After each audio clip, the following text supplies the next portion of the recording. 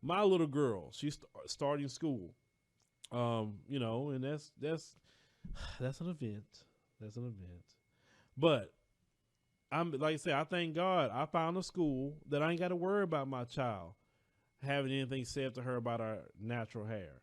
I don't have to worry about my child going through anything about her skin tone or whatever. I don't have to worry about that. I don't.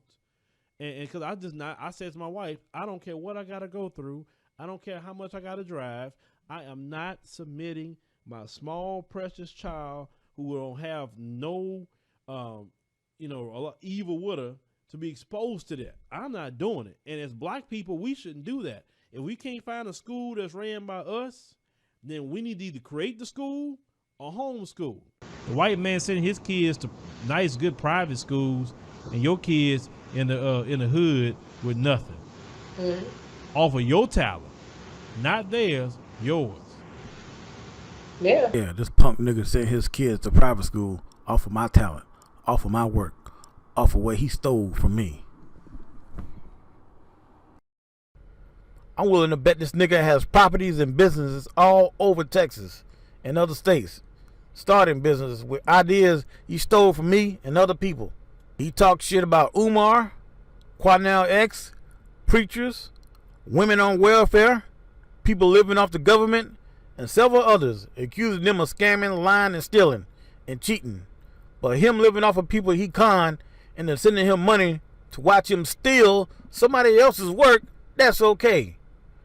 Raking in millions of dollars. He was hacking and stealing way before the so-called YouTube ad crisis, allegedly, when he didn't need to. So he wasn't desperate for money. And he used a black woman in those ads to manipulate you, making everyone think that was his wife.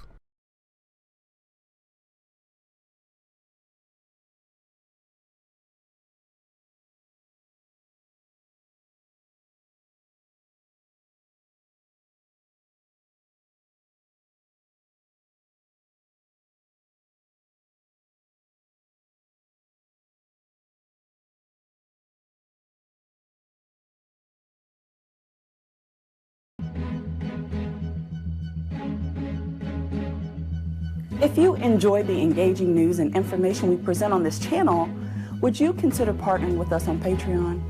Your support helps us to remain your go-to source for news and commentary for only $2 or $5 per month. That's less than a cup of coffee. During the YouTube ad crisis, we faced the horrible idea that our show would have to be shut down. But it was great people like you that made the difference and helped to save our show. We want to give a huge thank you to every difference maker that supported us on Patreon, and make sure to subscribe to our channel.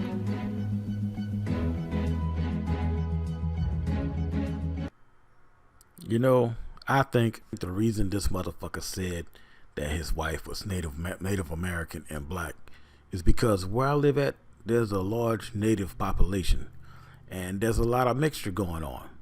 So I think that was him trying to fuck with me again. That shows you how close this motherfucker is following me and tries to model himself after me. Just like when Tommy Sotomayor said that he was stalking him and trying to act like him and trying to be him. That's what this motherfucker did to me. He was trying to be me. He said Umar was ungrateful when he complained about not getting enough donations. But Phil, you was making good money before the so-called ad crisis. Probably at least 200 grand a year, according to Money Whitgrain. And living in Texas where the cost of living is very low. And you were still stealing. Allegedly. And what did he do when the so-called ad crisis hit?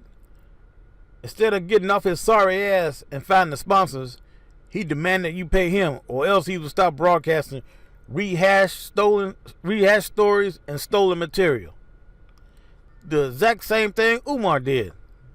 So he's not even grateful for the donations he received. He said that you better give him more and more money. This is what he had to say. You're not done yet. And this is a guy, once again, who people have given $250,000 to calling black people, you said black people, the whole group, they didn't give you no money. Black people are trifling because they didn't give you $2 million in a month? Are you crazy, Umar Johnson? If you done lost your last mind, who the hell are you for somebody just to give $2 million to? Why don't you sit up there and try to get some investors or somebody else? Why don't you sit up there and try to get some investors or somebody else? Why don't you sit up there and try to get some investors or somebody else? So this is what I'm gonna do. Like I said, I'm gonna take a little break, publicly at least. I'm not gonna take a break on privately on Patreon. I'm not gonna take a break there. I'm gonna take a break publicly because obviously nothing is appreciated, and we need to assess some things. It doesn't make sense that we're still talking about a Patreon page. It doesn't even make sense. With that many people on this page, and I'm still talking about that shouldn't even be a conversation in my mouth at this point. But I'm still talking about it. That's embarrassing if you think about it. You got 700,000 subscribers, and you can't even get 3,000 people out of that 700,000 to support you on a $2 or $5 monthly thing, and we still talking about Patreon. Patreon shouldn't be in my mouth right now. I'm sick of talking about Patreon personally. We should have the people supporting us over there. We do what we do over there and keep rocking here. That's it. And we said the reason we doing it so we don't be in the clutches of YouTube. But no, you got Negroes that want to say, do it for free, this and do it for free. And I don't care if you make videos about what I'm talking about, because if you're making videos about another man, then you worry about what I'm doing. Now, this guy is just seemed like to me, he hotep hustling. Because a lot of people say that it's been years now, no school, but yet he's still asking for money. Now, doesn't that sound familiar? Somebody who's been asking for and getting money for years and hasn't done a damn thing. But as for me trying to do for black people, I'm not trying to do a thing for you. I don't represent black people. I represent myself. I just happen to be black. That was before I came into my knowledge. Y'all believe me, right? Y'all still believe me, don't you? After all, I went to Africa and y'all pay for it. Wait a minute. Oh, wait a minute. Quanell and others may have indirectly stolen from other people while you directly stole from me. Allegedly. Here this nigga is hacking and stealing from people who supported him, and he's going to talk shit about him for not sending him any money. And he has the nerve to talk shit about Umar and others. Now do you understand the self-loathing aspect and what this piece of shit nigga really is? He is the worst traitor of them all. He makes Jesse Lee and Candace Owens look like Black Panthers. Compared to him, he has gotten rich off of stealing from me, getting donations from my work, and probably others too. Talking all that shit about criminals when you're one yourself, allegedly. If it wasn't for YouTube, this nigga would probably be out there carjacking and robbing liquor stores. This retarded motherfucker doesn't understand the hacking he's done and all the separate charges. He's facing a life prison sentence. Unless, of course, he's an informant. I have never seen anything like this nigga before in my life. This nigga watches other people's videos, like TYT, talks shit about them, and then steals from them or copies their videos and ideas and profits off of it. And he has a fucking nerve to write a book called Passive Aggressive. This dumb motherfucker who can barely speak, who can barely put a sentence together, didn't write that book. He paid someone else to do it. He just put his name on it. Now, I haven't read that piece of shit book yet he supposedly wrote, but I bet it has a lot of where he stole it from me, and I could prove it when I created it. Have you ever noticed he's constantly trashing TYT? Now, I have my own issues with TYT. The way they did Bill Cosby was no different than what the media has been doing to black men for centuries, only telling one side of the story, the side they want you to believe, and nothing about how those women were caught lying, because no white person would ever lie against no black man. Oh no, that'll never happen. No white woman would ever lie about being raped. Like when over a dozen white girls who got together and lied and say were raped by this boy because they were pissed off at him. You wouldn't report that on TYT, would you? Anyway, TYT was upholding white female sanctity, whether they realized it or not. But anyway, Phil, where did you go to journalism school? Where did you have your internship at? I'm sure he doesn't know what internship means, since that doesn't involve getting paid. Where was your first broadcasting job since you were a journalist? All he does is steal and talk about stories other people send him, allegedly. He doesn't research anything himself. Don't believe me? Listen to this. There's a lot of stories they don't cover in national news, and that's why I try to when people send me, a lot of times I'm gonna say 90% of what I put up, people send me. You do all the work, and he rakes in the money. Over $200,000 a year for stealing from other people and letting others do the research. Here he is telling you that he doesn't do anything. You do all the work. Here this nigga is, making at least $200,000 a year, and he won't cough up $3,000 for a vacation. He wants you to pay for everything. His wife probably told him, you make their black asses pay for you to go to Africa, and then you make their black asses pay it again to see the video. I'm trying to build something for black people. I'm trying to build something for black people. Isn't that what he's always saying? The only thing this nigga is building is his bank account for him and his hog-headed fat white wife. He makes a 15-minute video of material he stole from someone else, allegedly, and then spends the rest of his day on his fat, lazy ass eating cakes. Like I said, I'm not going to try to take too much of your time. If for some reason I have to step away from this computer, I'll let you guys know, because my wife has some cakes. And spying on black people who supported him, and checking for comments he doesn't like. He steals from black people. He lies to black people. He spies on black people. He tricks black people out of their money. He mocks black people. He married a fat, ugly white woman who helps him do all these things to black people. And you think this nigga is on outside? The only thing this nigga cares about is getting black people's money, allegedly. Everything that comes out of this nigga's mouth is a lie. Here are pictures of him before black people started feeding him and after black people started feeding him. And they are not Photoshopped.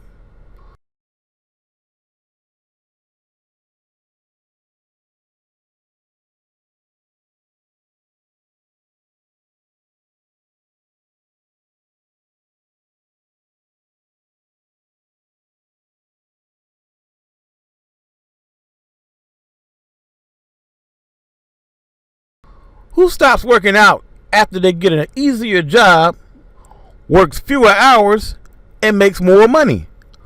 A lazy, greedy, self-absorbed person, that's who. Does anyone remember that sister a few months ago who conned racist white people out of their money? She was pretending to be MAGA and pro-Trump. She was trashing black people and acting like Candace Owens, when actually she didn't like white people and was conning them out of their money. Well, that's what Phil has done.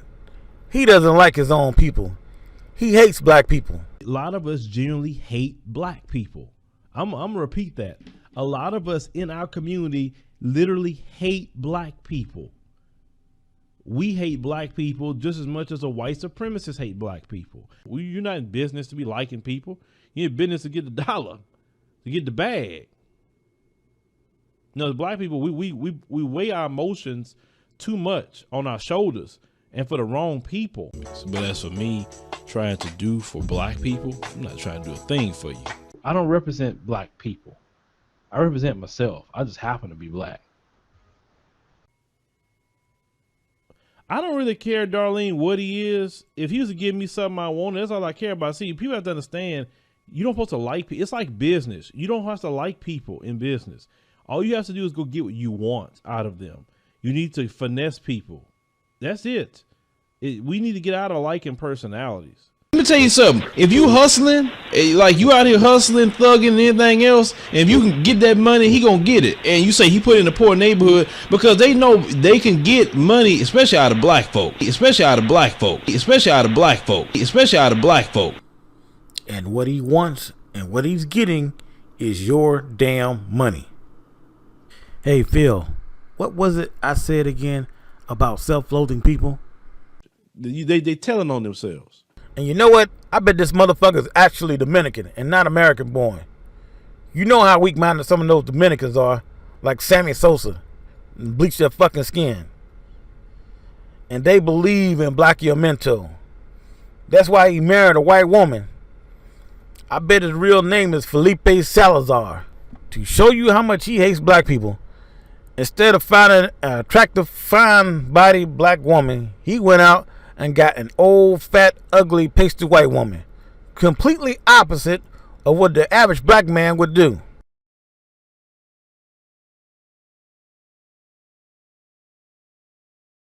This nigga even has fake accounts and trolls black people.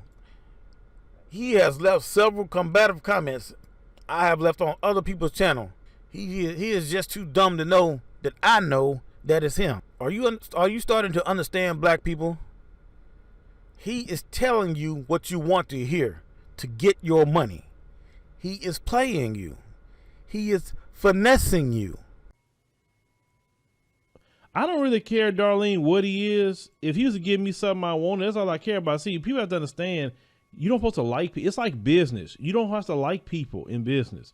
All you have to do is go get what you want out of them. You need to finesse people. That's it. We need to get out of liking personalities. Of all the people in the world, it was Tommy Sotomayor who first warned us about him years ago. He told us he was a fraud and that he switched up because there was more money in being pro-black. The way this nigga acts, Tommy Sotomayor cares more about black people than he does. I know you think that sounds crazy, and I can't stand Tommy, but he only trashes black people. He doesn't pretend he is for black people and then scams them out of their money. Or in reality, he lets them scam themselves out of their money. I'm pretty sure that's how Phil sees it. Listen to this motherfucker right here. Listen to what he says. The way I look at a donation, if I can't afford it, then I don't do it. And if somebody doing something they got no business, well, I look at it between them and God. I should have saved more of that clip. What he was talking about, if someone sends someone a donation and that person misuses that donation, that's between that person and God. And he's talking about himself again. He misuses the donation that you send him, and whatever the consequences are, that should be between him and God. The dumbest motherfucker out there conned everyone, including me. He fooled just about everyone. You see, motherfuckers like Phil, they think honest people are stupid and weak. Well, Phil, stupid people think intelligence means them being right all the time. When someone gives him info on a subject he doesn't know nothing about, or shows him where he made a mistake, instead of being grateful for learning something new, he gets mad like a spoiled little child and he'll block you. Or he'll steal it and use it on his show, allegedly. He blocked me and several other commenters because we told him he was wrong about something. Stupid people think they're so smart and slick they will never get caught. They will do something criminal that's so obvious and out in the open and still think they'll get away with stuff. This is how the brain of a criminal works. To prove to himself that he is intelligent, he lies and steals from other people, trying to show what he can get away with, and will even throw it in the victim's face that he has gotten away with it. They equate intelligence with getting away with stuff. This fat nigga has such a big head, he believes he can get away with anything. Remember when he went to that white dude show? Well, maybe you don't, because he won't post the video. that Crowder punk, he didn't post that video because he got his dumb ass handed to him by that Nazi wannabe bitch.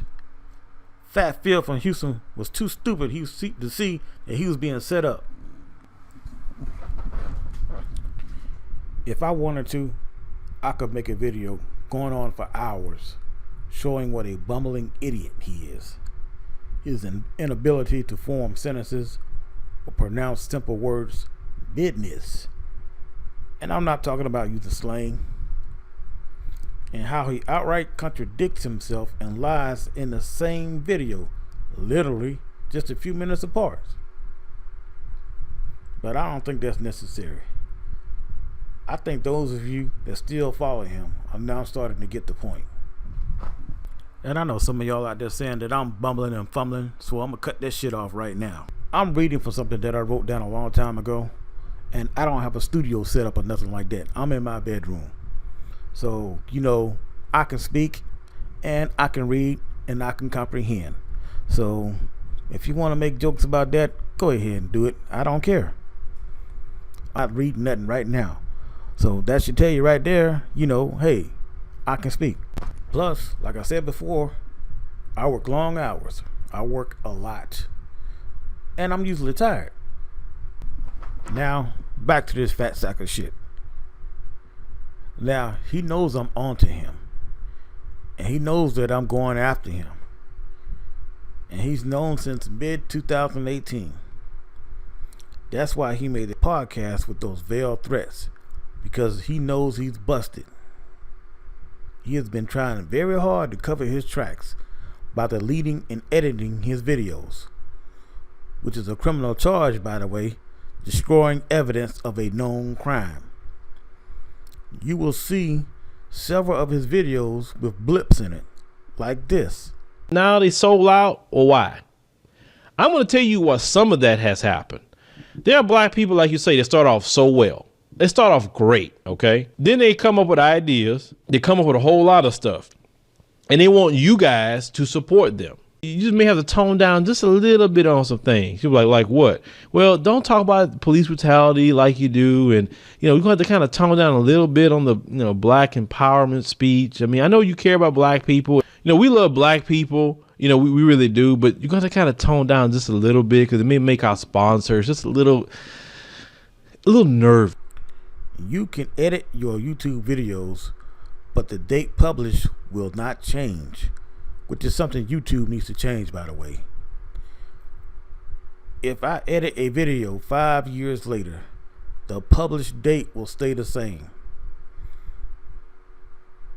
And I will show you a video he re-uploaded, so to speak, where he lies and changes the upload date because the video contains something he stole from me. What he doesn't know is those videos are still on Google server. He has been going through my accounts and deleting comments I made on videos and my search history, allegedly. Guess what, retard? Google still has those comments. They are there forever. Go to his channels. He has deleted and edited hundreds of his videos. Everyone, go to your Google activity history and search for YouTube. For the past few years, you will see that there are a lot of YouTube videos that you have watched that have been deleted or been made private. And he didn't delete everything. I'm going to show you, family, the date when I first created the material that he stole and when he uploaded it. I'm going to show you him trolling my comments on other people's channels. Because like I said before, it might as well have been my show. A large portion of the material that was on his show was stolen from me. He has grown his channel and gotten rich off of doing his shows from stealing from my research, thoughts, and ideas. If you had any kind of business ideas on your computer or stock information, you probably stole that too. By the way, you fat fuck, I found a way to see your unlisted videos and the ones that you've deleted. I want to see him lie his way out of this one. Duh. Can we get back to work and stuff? I never said I was pro-black and stuff. I never said I wouldn't hack your computer and stuff. Allegedly.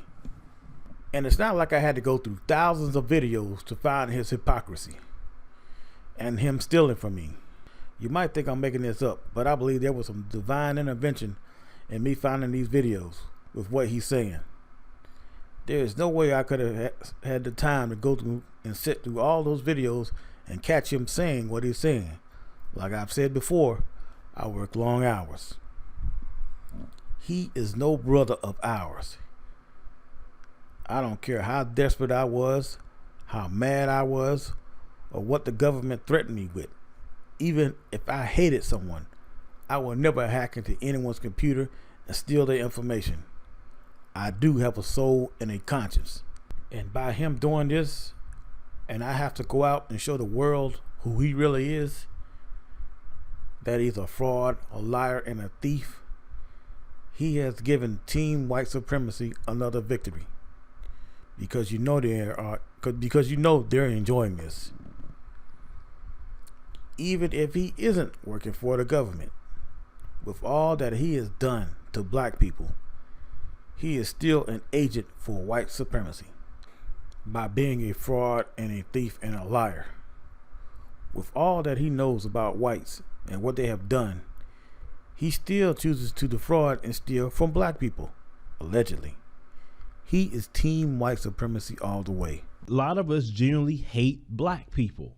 I'm gonna repeat that. A lot of us in our community literally hate black people. We hate black people just as much as a white supremacist hate black people, especially when it comes to black men. You're not in business to be liking people. You're in business to get the dollar, to get the bag. No, black people, we weigh our emotions too much on our shoulders and for the wrong people. This motherfucker isn't just rotten. He's evil by his own words. Conversation when you're actively getting involved to circumvent other people who's trying to do for themselves, okay, and you going back and reporting and doing everything that you can to hurt them, that's not fear, that's just straight evil, and you know exactly what you're doing.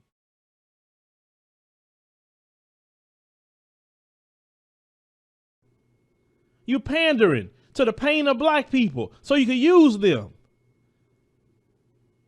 Evil. I rather talk about what's happening to us. Tell the real story of what's happening to the American descendants of slaves. Talk about that. Talk about what's happening in Africa. Talk about what's happening in the Caribbean. Talk about, talk about everything. That's what I want to do. And that's what I'm going to continue to do. But these shills, they don't care about that. They want to keep us. Do you understand the shills make money off of the oppression? That's the ones who do it. They don't want you to get to where they're at. They don't want that. They don't want to see your progress, most of these folks. This nigga has made it damn near impossible for black people to trust each other. I don't care what he says or how many times he goes to Africa and his fans pay for it. It's a scam, allegedly. He does all those things to cover his tracks, to make himself look legitimate. Africans should never invite him to anything again, ever. Because he is probably spying on them too. This nigga had zero interest in Africa until he hacked my computer, allegedly. Show me videos where he says anything consistently about Africa prior to 2015, which is around the time he hacked me. I can show you files on my computer about Africa before 2015. This so-called Building Bridges campaign of black people from the diaspora all over the world connecting with Africa, that came from me. That was my idea. That was my vision. He stole that from me. Don't believe me? Listen to this. Because if you wanted to, you motherfuckers, you have the means. You know the people. You know people all over the world. You can easily rent a hotel, have some kind of conference of black people from Africa, black people from Latin America, black people from South America, black people from North America, the Aborigines and black people all over the world. Y'all could easily put something like that together. And none of you motherfuckers even thought about trying to do it. To help us solve our problems, because we all got the same goddamn problem. Now listen to him in July 2018.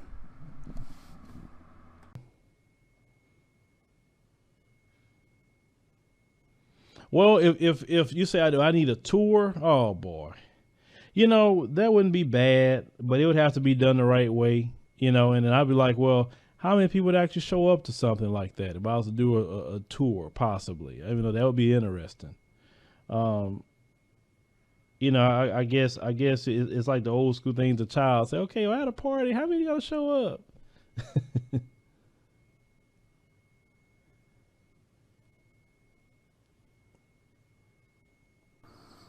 Even though I haven't done the fake commenters and fake callers part yet, just by watching and seeing this, you ought to know he has fake commenters. Now, I'm going to play another part of that clip I created, and I named that clip, You Are COINTELPRO, as in there are black people out there who are COINTELPRO, and they don't realize it by their actions. You know, I've decided just to go ahead and play that whole clip of me and what I said and when I said it, and then I'm going to let you all listen to him steal from me again. You know, the government doesn't need another COINTELPRO program because you motherfuckers do it for them, for free. It's all this divide and conquer among ourselves and among other races of people. You motherfuckers don't do shit for trying to find reasons for people to fight and argue about. You ain't trying to find a motherfucking thing to goddamn bring people together. That's what you all about. Black people fighting each other, going back and forth and bickering other races, and now that's actually doing something. And y'all about fucking selling your movies and selling your music or whatever. You're not about black people getting together and doing something. Because if you wanted to, you motherfuckers, you have the means. You know the people. You know people all over the world. You can easily rent a hotel, have some kind of conference of black people from Africa, black people from Latin America, black people from South America, black people from North America, the Aborigines and black people all over the world. Y'all could easily put something like that together. And none of you motherfuckers even thought about trying to do it. To help us solve our problems, because we all got the same goddamn problem. Now that what you heard, that clip of me, those were voice notes on my phone. I hadn't left it on my computer. So that's how I know this motherfucker hacked my phone too. And could turn the camera on and spy on me and all kinds of other kinds of shit. Now later on in part 2, I'm going to be showing y'all the actual date that I created the material. So you know it's not just my word against his word. This new diaspora news channel came from me. Here is me searching for it back in 2016.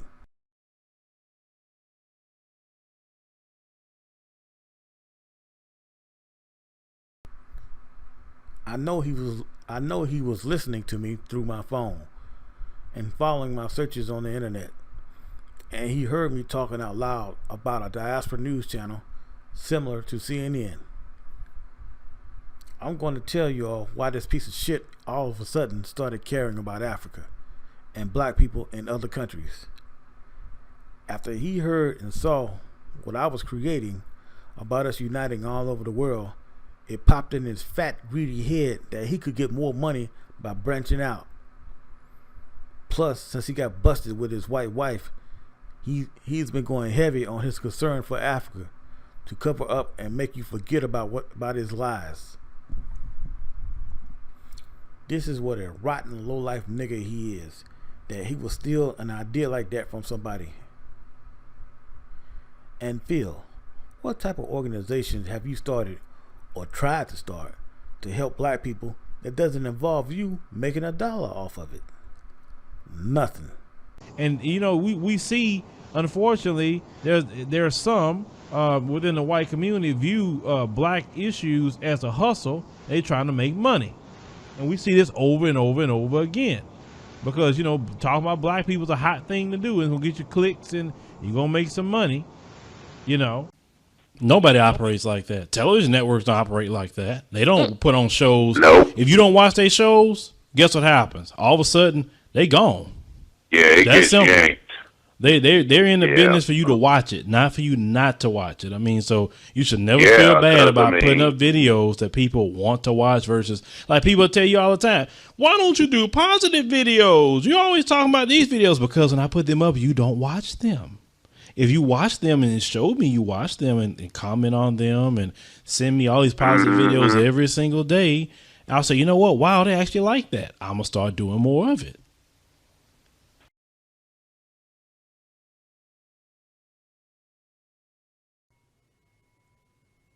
I don't really care, Darlene, what he is. If he was to give me something I want, that's all I care about. See, people have to understand, you don't supposed to like people. It's like business. You don't have to like people in business. All you have to do is go get what you want out of them. You need to finesse people. That's it. We need to get out of liking personalities. You're not in business to be liking people. You're in business to get the dollar, to get the bag. No, the black people, we weigh our emotions too much on our shoulders and for the wrong people. A lot of us genuinely hate black people. I'm gonna repeat that. A lot of us in our community literally hate black people. We hate black people just as much as a white supremacist hate black people, especially when it comes to black men. Yeah, you're right about that. You are absolutely right about that. That's why I'm letting you expose yourself. Now, what have you done besides run your mouth and hand out a few items during the hurricane that probably cost less than $1,000, but you got $15,000 in donations for, and was trying to get $50,000 for? Most of you probably don't know, when you donate to someone or a cause, they don't have to use all the money for their purpose. They only have to use about 10%, I think, by law, depending on what state.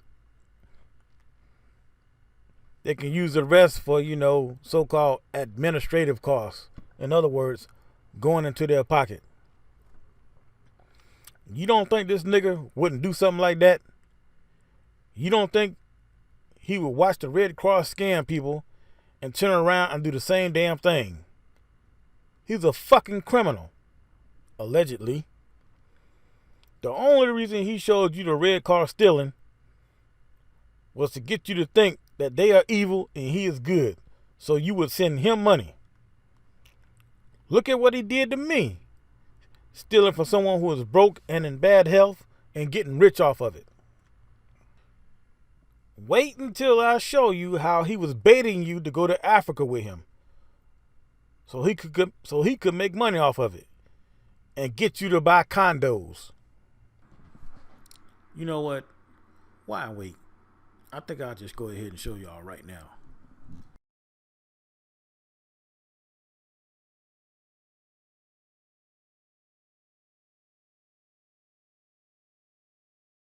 You say, okay, brother, shoot, let's link up. Let's go connect with these people in different parts of not only the United States of America, which that's part of our mission too, is connect with our brothers and sisters right here in America and the othermost parts of the world. Passports are only $110 to get the book. I mean, that's the cheapest you can get it. If you get the card, it'll be a little more, but just the book is $110. All you need is your birth certificate. That's it. Now, of course, you can't, owe more than $2,500 in child support if you owe child support, arrears. You can't have certain, felonies. But just because you have a felony doesn't mean you can't go to every country. Because certain countries may say we don't want felons, but then certain countries may say, shoot, take anybody as long as you ain't commit no crime now. This is tonight. But still, it just get on my nerves, the excuses that we have. It's too many excuses. It's excuses that we don't have a freaking passport. $110 and what, maybe with photo, 150, I guess, so everything wrapped up. It's excuse. But we got Jordans, we got Gucci belts, we got everything else. We got that. We got the new iPhone. We got everything. But we don't have a passport. Yeah, I saw that. And let me tell y'all something. I've been looking at condos in different African nations because I just want to make sure I have my exit strategy. Y'all can play with this country if you want to, but I'm going to make sure I have my exit strategy. That way I can take myself and my family and carry my happy self on to Africa, because I don't know what's going to happen here. I don't know. I don't want nothing to happen here, but I don't want to have I'm stuck and I have no options. If you got properties and okay, Glenn Bell says she paid $152 for her passport. There you go. And that's less than a pair of Jordans. That's less than a pair of a whole lot of things that you guys buy. You say Xavier, well, you need to get your passport too. Everybody need their passport. Everybody. Your children need your passport. They need it. Everybody need one. Oh, so you say $100 in Nigeria is like 36,000? Well, yeah. It's exactly. Why can't we go over there and make business? You say, see, that's an excuse. That's an excuse, and you have Africa, but some of you don't want to go. You don't want to join. If you would actually take some money and say, you know, let's put together $20,000. Let's put together $100,000 and let's go to African nations and do business with them, like the Chinese is doing. You know, see, our money goes so far in Africa. It's not even funny. Have you actually did the exchange rate on some money? You haven't done it. Just on Google, just do the exchange rate on different countries. Kenya, see how much the money American dollars go in South Africa. Ghana or whatever. They want to do business with us, but we need to come over there with money in hand to do some business. The white man not gonna save you. He can't save himself. And that's a big problem with black folks. You want the white man to save you. It's not his job to save you. Those of you who care about Africa, those of you who want to be a part of going there and also doing business throughout the diaspora. Now, of course, we have some, people in America, black folks that don't feel they're African, or, they feel they're Black American. That's where their beginning started. They feel their beginning started as a slave, and that's them. I'm not trying to take them. They need to stay right here with the white supremacists and deal with that. But us who have our eyes open and understand, no, the future is definitely in the continent, and we should have our footprint there just as much as the white man's trying to have his footprint, or the Chinese man, etc. We got to have that as African Americans. Being an African American means a lot more outside the U.S. than it does inside the U.S. So you definitely get your passports. Get your passports. Make it a family affair. Take all your family to get their passports. Me personally, that's what I'm going to do. Yes, I have mine, but the rest of my family don't have theirs. We're making it a family affair. We're doing that this week, going down there and getting the process started so we can all as a family have our stuff. Make it a family affair, ladies and gentlemen. Everybody, when you get your passports, take a picture. Send it to me. We'll post on your Instagram. I love to see you have your passport in your hand. So just make sure you remember that. If you get your passport, take a picture, send it to me. We'll post it on our Instagram page and be happy to do so. To look at more and more black people having the opportunity to go to the motherland. And the first step is getting your passport. These white folks go to Africa all the time, enjoying themselves. They all over there when I saw them on the planes. And I'm looking around and say, where's African Americans? Why we aren't coming over here? No, we let the incorrigibles put things in our ears to say, well, you have to get shots. How many shots have you done got for your children? How many shots you got through your lifetime to live here in the U.S.? You talking about shots over there? Oh, they got this problem and that problem. They got it here. But that's those incorrigibles. They are not happy unless they underneath the control of white supremacy. Well, being there, let's talk about money wise. Our money go a long way over there. So I think the most expensive thing that I could say would be the plane ticket. But hey, we find money for everything else in this country. We do. We spend billions and trillions of dollars on stupidity.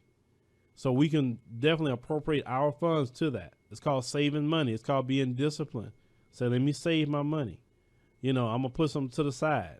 I tell people this: one good way to go to Africa is go to Africa on the government. What I mean by that is, if some of you get these big income tax checks, that's not your everyday money anyway. So you shouldn't be dependent on that.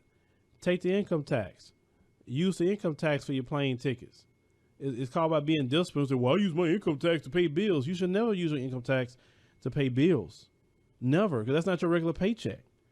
Use that to go to Africa if you can. If you say, I can't really afford it. Some of you getting these $4,000 and $5,000 income tax checks every year. Use that money. That's your plane ticket money right there. Save some other money that you got. Take a trip. Why not? You say, hey, shoot, my ticket was on the government. If you all count it, but there's 8 different videos where he's telling you, get your passport, get your passport, get your passport, so you can go to Africa with him. And there's a whole lot more than that. You see how rotten this motherfucker is? He's telling you to save your money so you can give it to him. Do you see how he's tricking you? You have to be able to see this shit by now. You can't tell me you're still blind to his bullshit. Don't pay your bills. Give it to me. Don't save it for an emergency. Give it to me. Finesse people. Finesse people. Finesse people. I don't really care, Darlene, what he is. If he was to give me something I want, that's all I care about. See, people have to understand, you don't supposed to like people. It's like business. You don't have to like people in business. All you have to do is go get what you want out of them. You need to finesse people. That's it. We need to get out of liking personalities. You're not in business to be liking people. You're in business to get the dollar, to get the bag. As black people, we weigh our emotions too much on our shoulders and for the wrong people. But as for me trying to do for black people, I'm not trying to do a thing for you.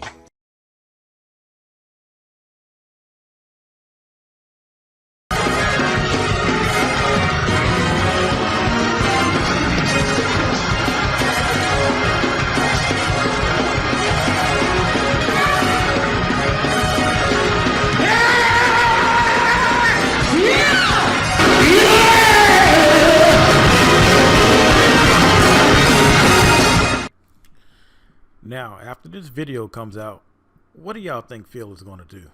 Go on, take the money and run. Go on, take the money and run. Go on, take the money and run. Go on, take the money and run. From the looks of him, I don't think he'll be running too far.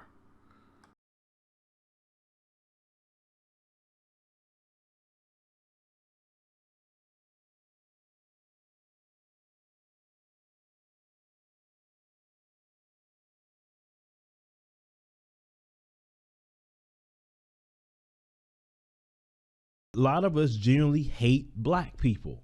I'm gonna repeat that. A lot of us in our community literally hate black people. We hate black people just as much as a white supremacist hate black people, especially when it comes to black men. You're not in business to be liking people. You're in business to get the dollar, to get the bag. As black people, we weigh our emotions too much on our shoulders and for the wrong people. I don't really care, Darlene, what he is. If he was to give me something I want, that's all I care about. See, people have to understand, you don't supposed to like people. It's like business. You don't have to like people in business. All you have to do is go get what you want out of them. You need to finesse people. That's it. We need to get out of liking personalities. The way I look at a donation, you know, if I can't afford it, then I don't do it. And if somebody doing something they got no business, well, I mean, I look at it between them and God. But as for me trying to do for black people, I'm not trying to do a thing for you. What is it with you and money? And some of y'all with that stuff about money. What, you think I'm making millions of dollars on here? And even if I was, what is it to you? It ain't your money. The money I make goes to my family. I'm trying to hustle. I'm trying to make this money. I'm trying to set myself up and set my kids up. And you know, we see, unfortunately, there are some within the white community view black issues as a hustle. They trying to make money, and we see this over and over and over again. Because, you know, talking about black people is a hot thing to do. It's gonna get you clicks and you're gonna make some money. You know, I don't represent black people. I represent myself. I just happen to be black. I don't represent black people. I represent myself. I just happen to be black.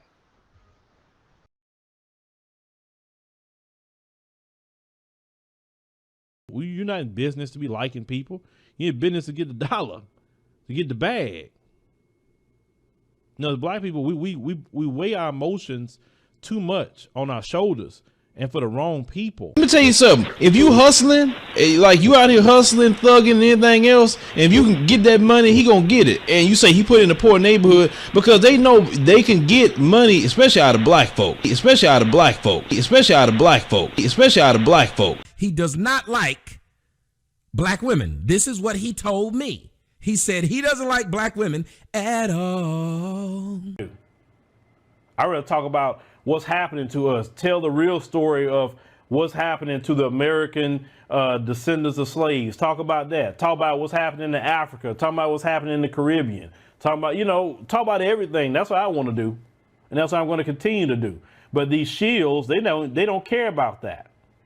They want to keep us. Do you understand the shills make money off of the oppression? That's the ones who do it. They don't want you to get to where they're at. They don't want that. They don't want to see your progress, most of these folks. That's what we need to be dealing with. We always got some black person that's working against our interests. And unfortunately, I see more than anything is always the most dark-skinned black folk that's doing it too. Yeah, you know, I'm going to go there. It's always someone my color and darker. The people you think will be closer to the fight. No, they the ones that go coon up the most. It's sad. It's extremely sad.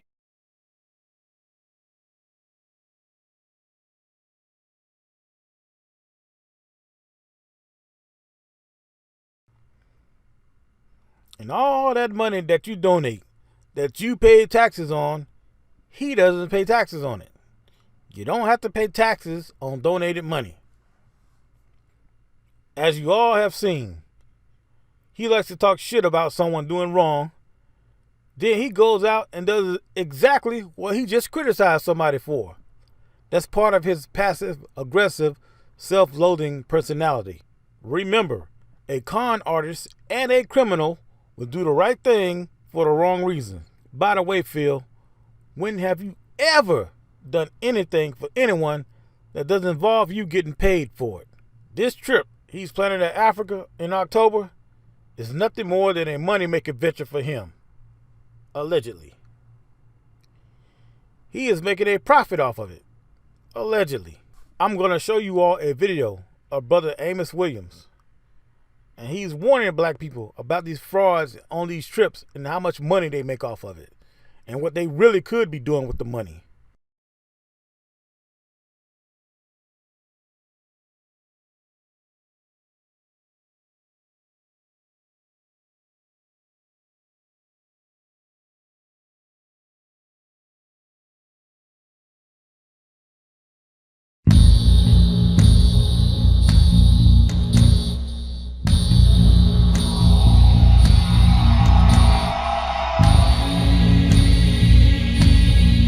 One other thing I want to say on this academic thing, black nationalists in particular, the people who get into Afrocentrism, get into traps. They often confuse nationalism with an attitude. You know, I'm nationalist because I hate white folk. I'm nationalist because I want to sleep with white women. You know, that kind of negative definition of self. I'm nationalist because I wear African clothes. You see, I'm nationalist because I read nothing but black history. You know, you have a lot of people who have that kind of what I call a pseudo-nationalism because it's sort of a negative definition, and it's an attitude. Because often when you see people define it, and they know a lot of history, in fact, they become obsessed with Egyptian history, they become obsessed with, African history, and they just, every waking hour is into it, right? Except that they never get around to doing anything real. And you'll see sometimes the places that are lecturing most about Eurocentrism, and lecturing most about Africa and most about Egypt, hasn't built one institution. Hasn't built one.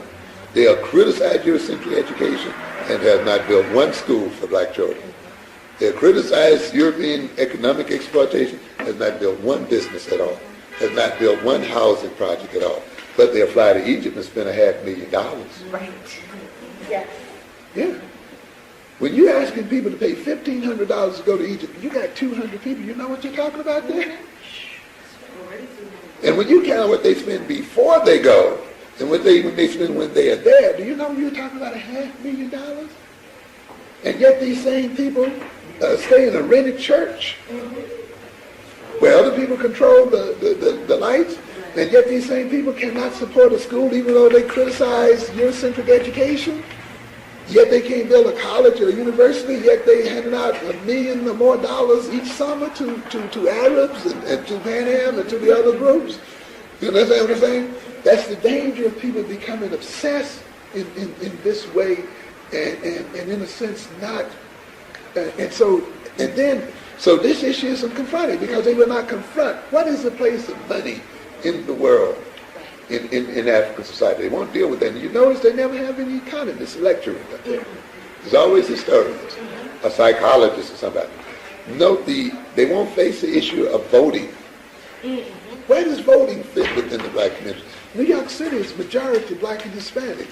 New York City and politics is about money. And how you move money around. The Board of Education has $5 billion. Commissioner Golden sits over $30 billion of pension funds. Billions of dollars are down there in New York City just going past black people because you got a bunch of black people who don't see the relationship between voting and electing to office and the control of income. And when you have a nationalist group, well, that's the system. I'm not going to get a part of that. I'm going to stay away from voting. I'm going to stay away from politics. I got a hands off. Then this is a group that, again, you will see, even though it talks a lot of history and does a lot of teaching, has absolutely no real influence in the concrete life of black people. It cannot take those millions that it spends for a psychological thing to build housing and to show in a concrete fashion. If you believe in an African ideology, it'll get you a better house. You see, if you believe in the African ideology, it'll conduit that money from the Board of Education into your neighborhood, you see. If you believe in an African ideology, you see, you don't have to beg for jobs because what about the issue of investing in Con Ed? Does it mean if we invest, we don't have to beg for the job because we have a part of it, we can demand these jobs? Does it mean that if we enter into certain institutions, we can direct those institutions so that their money can be spent in trade with Africa, and therefore we lift the trade with Africa? Does it mean that the American black man is in a very crucial position in this country, that if he fully and aggressively became a part of the economy, not because he's some kind of capitalist, but because in getting a hand on this economy, he can begin to conduit the use of that money and lead to greater exports from Africa and Caribbean countries and other kind of countries. And therefore, instead of this hands-off attitude that I'm not going to have anything to do with money, and I'm not going to have anything to do with voting, I'm not going to have anything, so that in the end, Africa continues to suffer, we continue to suffer, and so forth. What I'm saying here then is you have to confront those issues, work those issues through, and turn them ultimately into something concrete.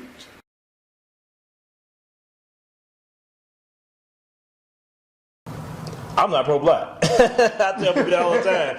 But as for me, trying to do for black people, I'm not trying to do a thing for you.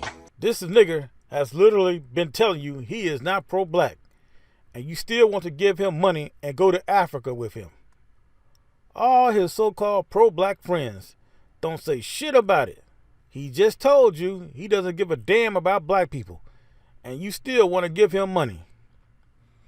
If I was married to a white woman and she tried to get me to tone down my association with the black struggle, I would tell her one time, if she ever did it again, I would file for a divorce the next day. If you send him money, you better get it back, because he will most likely be in jail by October anyway. The only way he doesn't get any serious time for this, and I mean like decades, is if he is working for the federal government, spying on black people. Now, nigga, you gotta go on this trip with all these people you suckered and catch hell from them for days. Or you can give them their money back. Now, Phil, who are you going to try and put the blame on for what you have done? I guess you're gonna blame your mama for getting busted too. It's her fault you're a no good, lying, thieving nigga. It's her fault you're a fucking fraud. It's her fault you swindle your own people. It's her fault you steal someone else's work and ideas and make a profit off of it. It's her fault you do illegal wiretaps. It's her fault you are a soulless, good-for-nothing piece of shit. Allegedly. For now. Now, my mother's not the type to say I'm sorry. She's not the type to say, you know, I messed up. None of that stuff. She just tried to start talking to you nice and everything like that, you know. But and that's a problem for me as well. Like, look, we had a major falling out.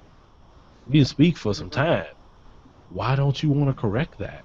You know, but pride. That's what I say. When you have pride and you think you're high and mighty, that's why I don't want parts of people like that. My mama, she won't apologize to me for what she did. You big, fat, lying, thieving baby. You are right. Your mama didn't raise you right. She should have hit your dumb ass in the head with a brick a few times. As you all will see later, he likes to blame his mother for everything. That's another part of his self-loathing personality too. This nigga isn't really talking about his mama. He's talking about himself. He is projecting what he really is onto his mother and blaming her for it. He's like the Black Norman Bates. Maybe we should start a GoFundMe for his mother and his ex-wife and ask them to tell the truth about his punk ass. He's always trashing them, and you know, I wouldn't be surprised if he hacked them too.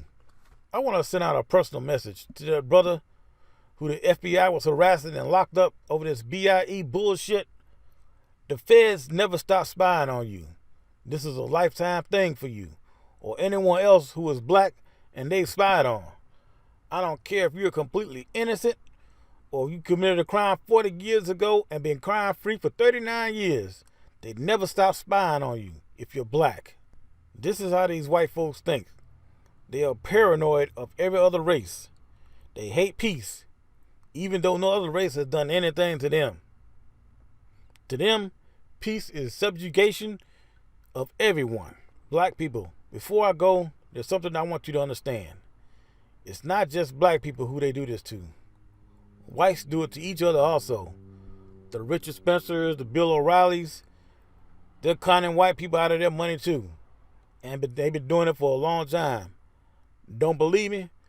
Watch this.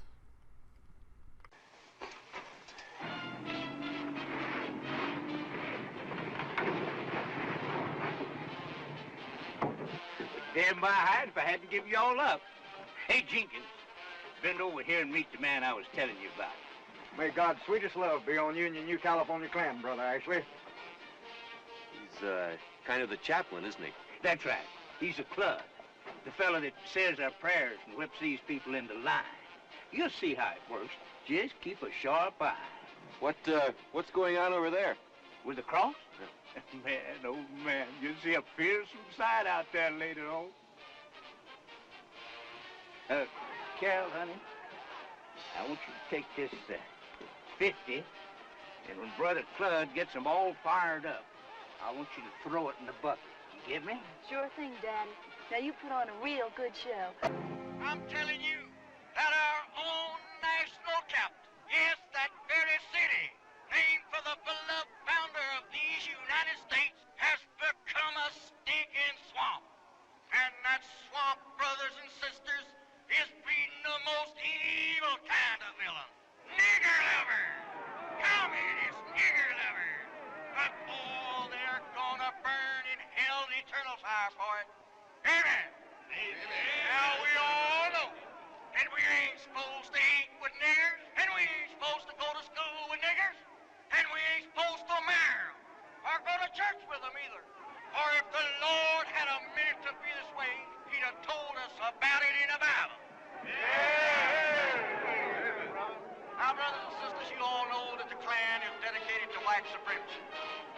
just know that you don't mind sacrificing just a little to help the Klan fulfill this pressure.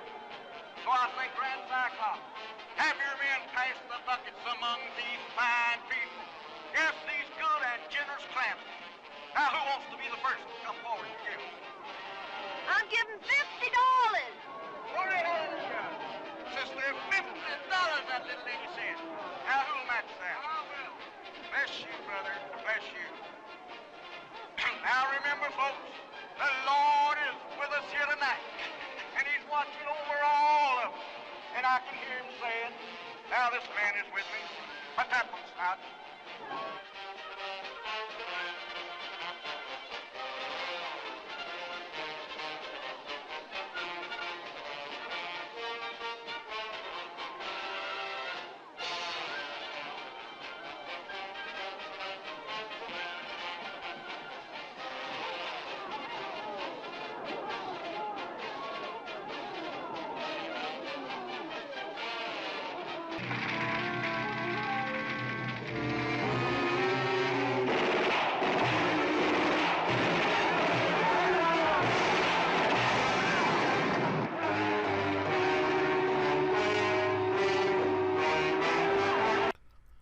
Now, do I believe all black people on social media are cons and do it just for the money? Absolutely not. I believe several are sincere, even though they may say or do something sometimes for money. But hey, you live in America and you gotta make a living. And there are plenty of people making millions doing really dumb shit. I'd rather see a black person who is sincere about the welfare of their people making money than some ignorant fool doing a minstrel show making black people look stupid and animalistic worldwide without even realizing it. Or someone enriching themselves off of their people suffering and being a lying, stealing, hacking thief. There's something wrong with telling people you're trying to build something and you have received hundreds of thousands of dollars and you haven't built shit. We have just got to face it. We've been suckered by one of the dumbest people out there. I mean, you tell me, what kind of person says he's on black people's side and then steals from them? Phil, are you going to blame hacking me through email on Kellen? Is he in on it too? Kellen, if you're in on this, you better bring your ass down to the police station right now. Not tomorrow, right now. Oh, let me see. The True Royal. I think you did send me something. And if you did, like I said, sometimes you guys send me emails. Sometimes I see him, I get so busy. That's why sometimes Kellen is better to talk to than me sometimes, because he kind of reminds me and he's on me a little bit more about emails and so forth and so on, okay? Well, it looks like Kellen did help him. So far, we got him, his wife, Kellen, and that bald-headed bitch, allegedly. Anyone who helped him do this, you better run your ass down to the police station right now. Because if you don't, they will be knocking at your door. And once that happens, it will be too late. You better believe he would give you up in order to save himself. You're a fool if you think he won't give you up and try and save himself. I want to explain something to you. You are in Texas. Do you know what the penalties are for hacking? Everyone involved, including him, is facing life in prison. Destroying computers and any evidence is a crime. Police can tell what model computer that has ever been connected to your internet service and who and where it was bought, even if you paid cash. So when they ask you for a certain computer and you lie and you say you don't have it, that's another charge. Or if you try to wipe their hard drives or replace them, that's another charge. Him and his hard-headed wife are going to prison for life. Deleting videos to hide criminal activity is a crime. Anyone and everyone who has ever worked with him or for him, you better go to the police right now and tell them what you know, because you will be implicated in his crimes if you knew about him and you didn't say anything. You know this was probably going to make national news, don't you? Popular YouTuber arrested for hacking computers. You better take your asses to the police station right now and tell them what you know. You better go. It's always best if you go to the police first instead of you waiting for them to come to you. I'm telling you right now, with just the hacking laws in Texas, he is facing multiple life terms in prison. And you will be too for helping him and withholding evidence. And this doesn't even include the other crimes he has committed. Plagiarism, theft, wiretapping, invasion of privacy. And this motherfucker has interviewed a presidential candidate, one that was in the debates, and you think the police aren't going to get involved? With the strong possibility that this dumb motherfucker hacked that person, that presidential candidate, you think the Secret Service isn't going to get involved? The federal government is going to be crawling up y'all's motherfucking asses. Unless, of course, you all are informants. You have all seen the cop shows and the reality cop shows. You know the first person who gives the cops the info are the ones who do the least amount of time in prison, or no time at all, or just maybe probation. The harder you make the cops and prosecutors work on the case, the more time in prison you're going to get. If you lie to the police, it will be another criminal charge. You all see how that Tekashi 6ix9ine trial turned out, don't you? He was the ringleader, and he told on everybody, and is not going to do a single day in jail. But all of his associates are going to get 20 plus years. Now, those of you who I have named, and I did not name, Black Enough and Big Lips, think about it. Phil is going to give you up. Now, you can be stupid if you want to, and think God is going to give your evil ass some kind of miracle, and you're going to somehow weasel your way out of this and not get caught up in it. Think again. You're going to end up doing 20 plus years, just like those other fools. Because I'm telling you right now, if you're hearing this, Phil has probably already been arrested. And I've already gone to the police. And I have taken precautions just in case some government agency is involved in this and they try to come at me. And if Phil happens to be out of jail, you know what that means, right? That means he's telling on y'all. And I've told the cops who I think the rest of y'all are. And I showed them why I think you all are doing the same thing he is doing. So the best thing you can do for yourself is turn yourself in and try to get the time put on Phil and not yourself. And fat ass, if you think you're going to leave the country or Texas, think again. I've already told the cops you have a passport, so the airport has you on lockdown. Please, please, please go on YouTube and deny you have been hacking people and stealing their info and spying on them. You lying sack of shit. You know, I have a crystal ball and I can see into the future. Watch this and see the future of Phil and his associates.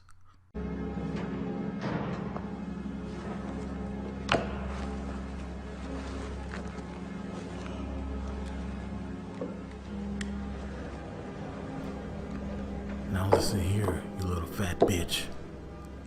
I have some simple questions and I want some simple answers.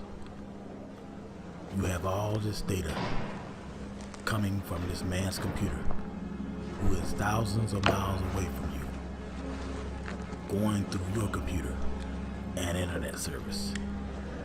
And you are saying you didn't hack his computer? Well, I never told nobody I wouldn't hack and stuff. I never said that if you didn't click my link that I wouldn't hack you and stuff. You know, and stuff. I never said I wouldn't hack nobody and stuff. It's his fault and stuff because he clicked the link and stuff. Then why are your videos the same as his notes on his computer? Well, well, he's smarter than me and stuff, and he left comments and stuff and made me mad because he's smarter than me. So it's his fault and stuff. It's his fault that he's smarter than me and stuff. Then why are your videos the same as his notes on his computer? Notes he created before you made your videos, practically word for word. You see now, you done fucked up. I see what I'm saying? I thought. No, so, you know what I'm saying? That you done fucked up now, you know that, don't you? The more questions that cop asked, the more I thought I wasn't gonna never see daylight again. Now, that's truly a dumb motherfucker. To get mad at somebody because they're smarter than you, because they know more than you, and you get jealous and mad at them. I don't get jealous and mad at people smarter than me or know more than me. I try to learn harder. I try to learn more. I'm not jealous of Neil deGrasse Tyson. I'm not mad at fucking Einstein. I'm not mad at anybody that's more intelligent than me. Idiots do that. Idiots get mad because someone is smarter than them. That's retard. That's retard level right there. Getting mad at someone because they can do something better than you can. And by the way, Neil, if you happen to see this, and I know you probably won't, I used to watch Carl Sagan a lot too when I was a kid. I wouldn't have minded being an astrophysicist because I loved science. I still like science. Unfortunately, in this generation, all they're concerned about is entertainment, not knowledge. Now, back to Phil's punk ass. Even an idiot like yourself will be able to see that you hacked my computer. Laugh now, motherfucker. Like I know you've been laughing and throwing it in my face that you hacked me. Logic would dictate this. Logic would dictate that. Some of you may remember, months ago he kept saying logic would dictate this in several of his videos. That was him taking shots at me after I started calling myself the Logical Negro. Since you want to make your little podcast with veiled threats and say don't go after people with more resources and talking about taking people's property, I might be broke, but I'm honest. I don't con my people. I don't hack into computers and steal someone else's work and ideas and get rich off of it. I'm not a fucking fraud. I'm not a piece of shit nigga like you. I have a soul and I have a conscience, and I'm a black man, something you'll never be. You and that hog-headed bitch deserve whatever you get.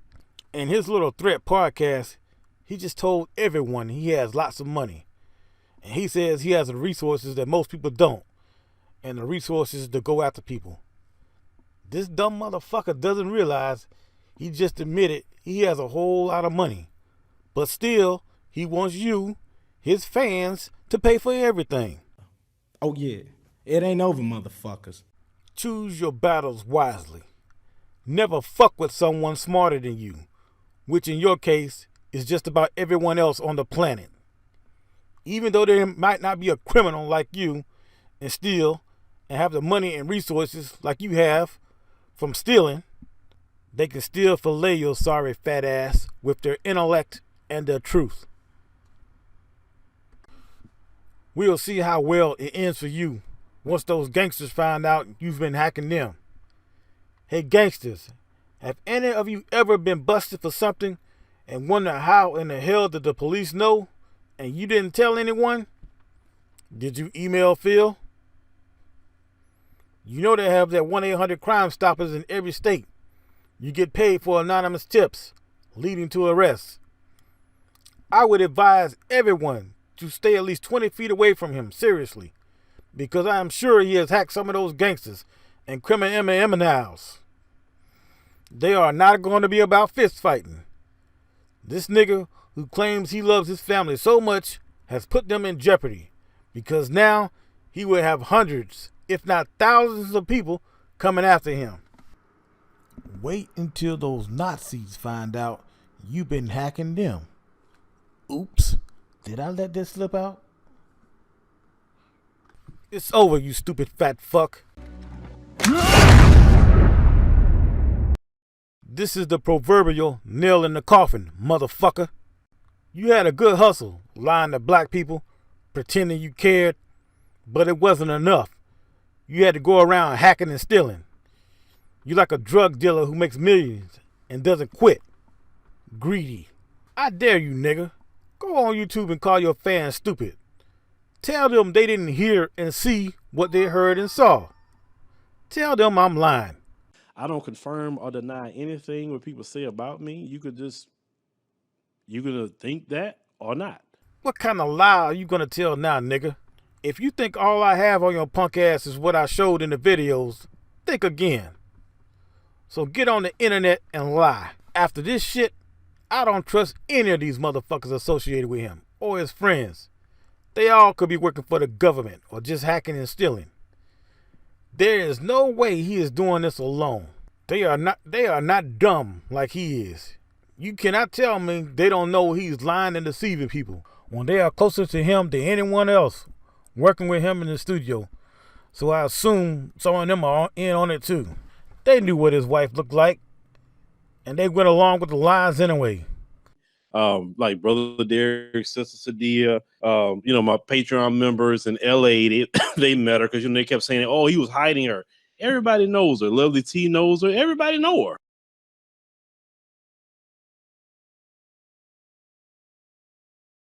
Don't send emails to any of these people. I don't care how trustworthy they seem.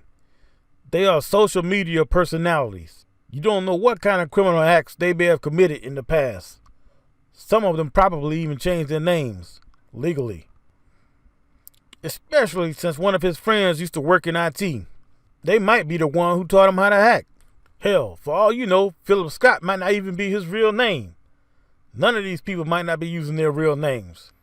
As a matter of fact, I think I'll smoke the rest of these hacking motherfuckers out right now. To all his friends, I'm calling you out by name.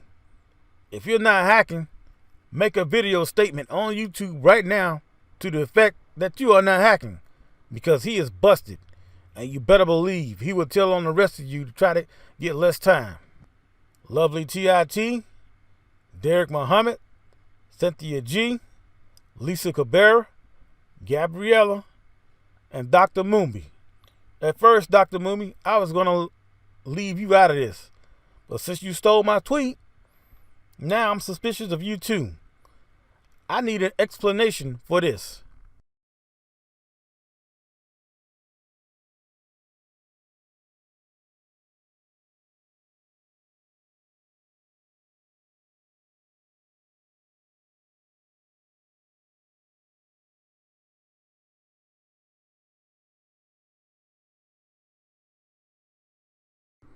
Now, when I say this, it's not directed at Dr. Moombi, but you get these motherfuckers who like to scream clout chasing, that people are clout chasing them.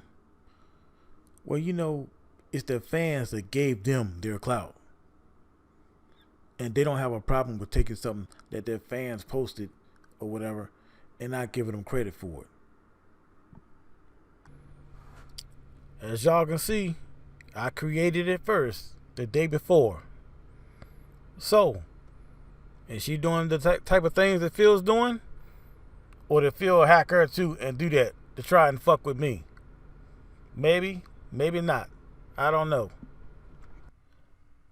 Now, I'm not saying you all are hacking, but if you are not hacking and you're not involved in his criminal activities, you shouldn't have a problem in saying so. If you are, and you get on YouTube and lie, it will be used against you in court as to your character and make it much easier for a prosecutor to get you more time in jail. Because a jury won't believe anything you say after they see you lie, which will result in you getting a longer sentence. Unless, of course, all of y'all are informants. That's a possibility. Considering like what Hard Perry said There are thousands of them out there. In every state, there are thousands. If you are not involved in his criminal activities, you need to say so now. Now, if they don't respond and deny it, then you know they're hacking. Black people, you have got to spread the word on all social media platforms and warn brothers and sisters all across the world not to associate with him. We will see who the frauds are when they come out and try to defend him, or the ones who are sincere and come out and condemn this liar and this thief. And by the way, I've told the police who I believe who the rest of y'all are, and I showed them why I believe y'all are doing it too, even the ones I haven't named. So if you think I'm bullshitting, go ahead and try me. It's easy, and we'll never get caught, and nobody will ever know, and we'll get rich. That's what he told y'all, right? If a broke person like me, who works all day with no resources, can figure out what you motherfuckers are doing, what do you think will happen when the government starts looking into you? Huh? By the way, if any of my info gets out there, like my address or pictures or anything, nigga, you can add some more criminal charges to the dozens, if not hundreds, you already have. And do I really have to tell and show people about your mother's boyfriend and what you and him had going on? Do I have to play that clip of your dumbass saying you favor your light-skinned mixed baby over your darker children that you had with a black woman? Do I have to play that? Do you want your children to hear it? They already know you're a piece of shit. You want to make it worse? I'm going to make sure you're going to be exposed way more than what you think. Put up my pictures of phone number or anything about me and watch what happens. Keep playing your passive-aggressive games. I know more about you and your family, 2011, than you think. And I didn't have to hack and break the law or steal to do it. Because, nigga, I'm not passive-aggressive. I'm aggressive-aggressive. You think you know who you can and who you can't fuck with. You don't, motherfucker. And I hope your mother and ex-wife see this, because I'm sure they know you're a lying rat. Now that it's known you're a criminal and a liar, allegedly, maybe your ex-wife or anyone else who has taken you to court can take you back and get those decisions amended. Did you hack her too? Did you hack your ex-wife and your mama? You spying on them too? Considering what a fraudulent lying nigga he is, and he would do anything for $1, I wouldn't be surprised if it was him, under the direction of the FBI, who told those gay dudes to try and go to Ethiopia and start trouble. Remember, he hates black people. He likes to start trouble and then sits back and watch the chaos. Because these whites see Africa rising, and they want to cause trouble any way they can. We saw Obama do it in Uganda, threatening them with sanctions if they didn't accept it. And for you white people laughing at black people because of what this punk nigga really is, guess what? The government is hacking and spying on you too. Some of your favorite racist social media personalities are more than likely working for the government too, or just hacking and stealing info to enrich themselves, like he did. Black people, I'm 49 years old, and I've seen a lot. I'm going to tell you who you can and who you can't trust. Don't trust anyone who is constantly promoting themselves and their products. Don't trust anyone who is always trying to get you to fight with other non-white races. Don't trust anyone who won't criticize bad behavior among black people, but will point out every little thing non-whites will do to black people. They only want to hype up racial tensions among other races, which is what racist white people want. I am not saying you should put up with any abuse from anyone. To the contrary, you should defend yourself with maximum force. I am saying don't pretend that black people aren't out there doing devious shit to other people like this. He attacked her from the back. From her neck to her knee, Mei Mei Young is bruised and banged up. That's when she fell. The violent robbery this 68-year-old had to endure will raise your blood pressure. This graphic footage shows Mei Mei walking home. Out of nowhere, this man runs up to the driveway, attacking from behind. She tries to fight back. You hear her muffled cries for help. The robber takes her necklace and is now after her rings. The rings are hard to come off, and Mei Mei is telling the robber that she will give it to him. This is when she felt the most helpless, on the ground, unable to get up. The 40 seconds of terror ends after he gets those rings and you see the robber also dashing away with the victim's purse. I think with her adrenaline, you know, she ended up chasing him, you know, to his car, you know, because she's a fighter at the end of the day. He gets into a black sedan and takes off. This is a picture of one of the rings he got away with. It can be anyone's mom, you know, it could be your mom, your sister, your grandma, you know, you. It can happen to anybody, and you know, in a quiet neighborhood like this, it's really shocking. Kevin Lowe says this isn't the first time his mother-in-law has been robbed. A couple years ago, she was actually robbed in Chinatown ID for her necklace. Someone kind of just snatched her necklace off her neck. Over the years in Seattle, there have been a rash of incidents of Asian women being robbed for their jewelry and cash. Mei Mei says she never reported the robbery that happened to her 4 years ago to Seattle police. This time, the family isn't staying quiet. By not saying anything, you're not helping anybody, you're hurting yourself and your community. You know, I mean, that's why we're here today talking to you. She desperately wants this guy off the street, so take a long, good look at his face. It's important for us to get the word out. In South Seattle, Hannah Kim, Q13 News.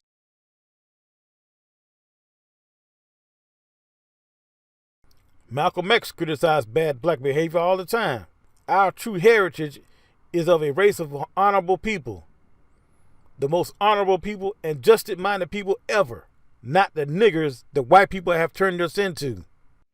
Ivory, stone, wood, bronze.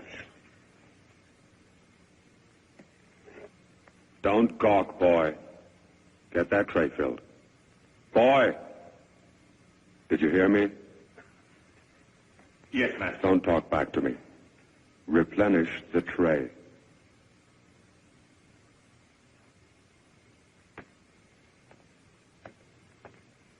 I just ordered a darky out of this room. Do you know anything about him?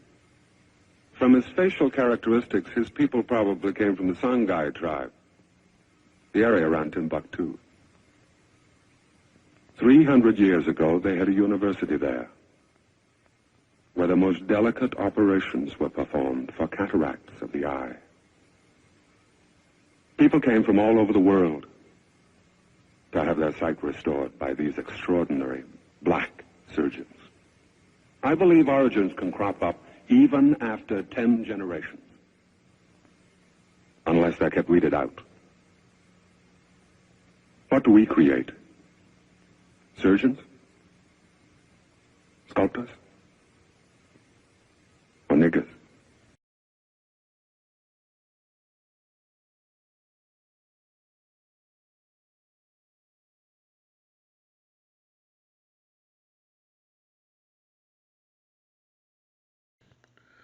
What I'm about to show you now is 3 video clips of what whites and others who were there said about ancient Africa from 3 completely different African societies. This isn't conjecture or made up facts. This is history. Are you ready for some truth? Well, here we go. And in this port and others like it, the wealth of this vast inland region arrived and departed fashionable cottons from Hausaland, tusks of ivory from grassland hunters, cola nuts from the forests of the south, foods in bulk such as sorghum, bars of iron, bars of copper, and most precious of all, the biggest underlying standard of trading value, gold. The women wear their immensely valuable regalia in perfect safety.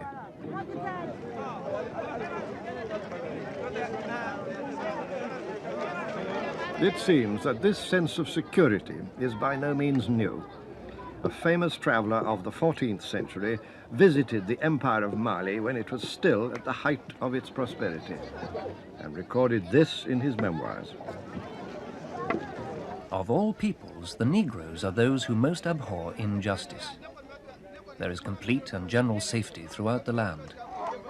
The traveler here has no more reason than the man who stays at home to fear brigands, thieves, or ravishers. The man who wrote those words was a traveling scholar from Morocco named Ibn Battuta. And fortunately for us, his memoirs have survived, recalling much of the vivid detail of West Africa as it was 600 years ago. Now, did you hear that? This man was a world traveler, and he said of all people, it was the Negroes, black people, who hated injustice the most. Injustice towards anyone. Of all the different peoples of the world he met, it was the black people who hated injustice the most. Now, these next two clips are going to show how the Ethiopians took in refugees and may have very well saved Islam. Check it out.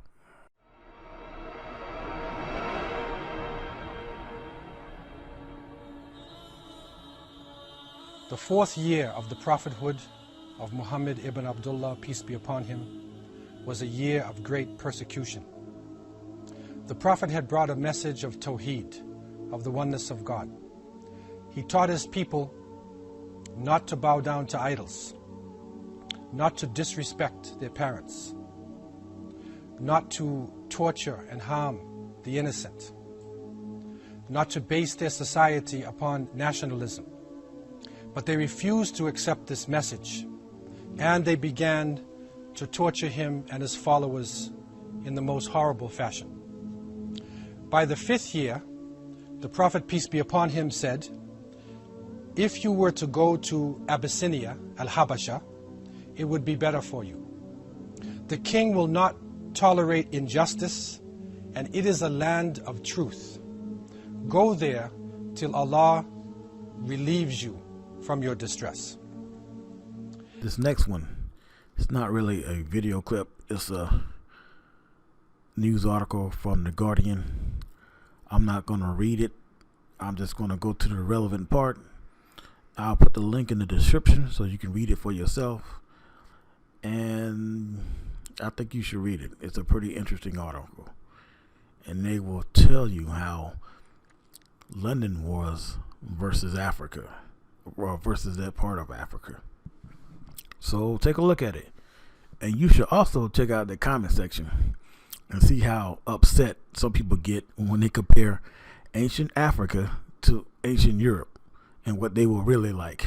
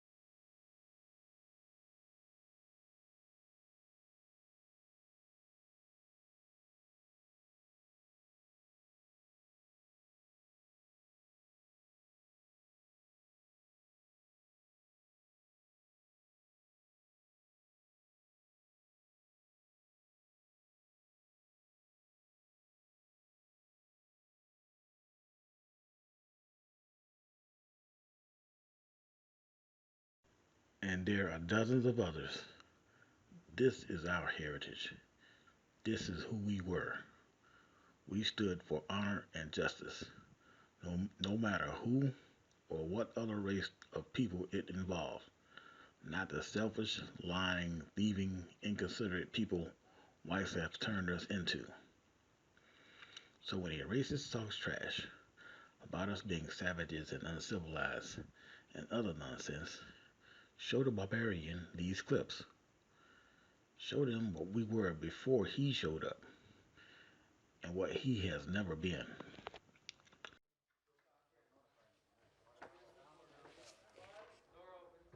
Cut. Sydney, they are tearing the heart out of my chest. What are they doing to my words? These are my words. Okay, we'll take care of it. He's right. You hear the man, right? You hear the man. This is my baby. You're killing his dialogue. You're killing his words. This is supposed to be street, you know? Now let's get another scene here. Let's go again. Actors, come on, first positions. Jive time, Jimmy's Revenge. Scene 10, Apple 1. Action. Come on, Jimmy. Go get Jimmy. Go get him.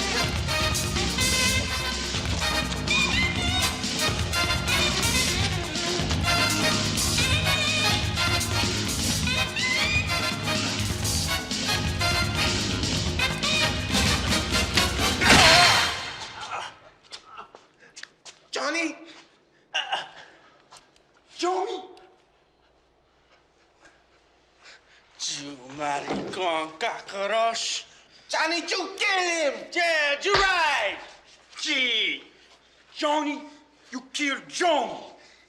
Yeah, you know I'm a bad dude, Jack. Gee, yeah.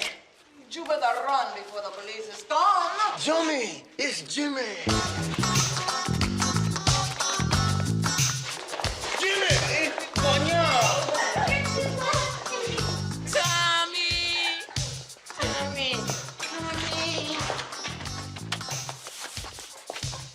Talk to me, Tommy.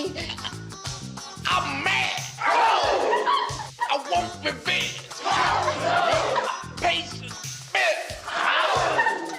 A good guy. Tommy, hit me. 2 times. On the good foot. Tommy. Yeah, I'm gonna walk, Tommy.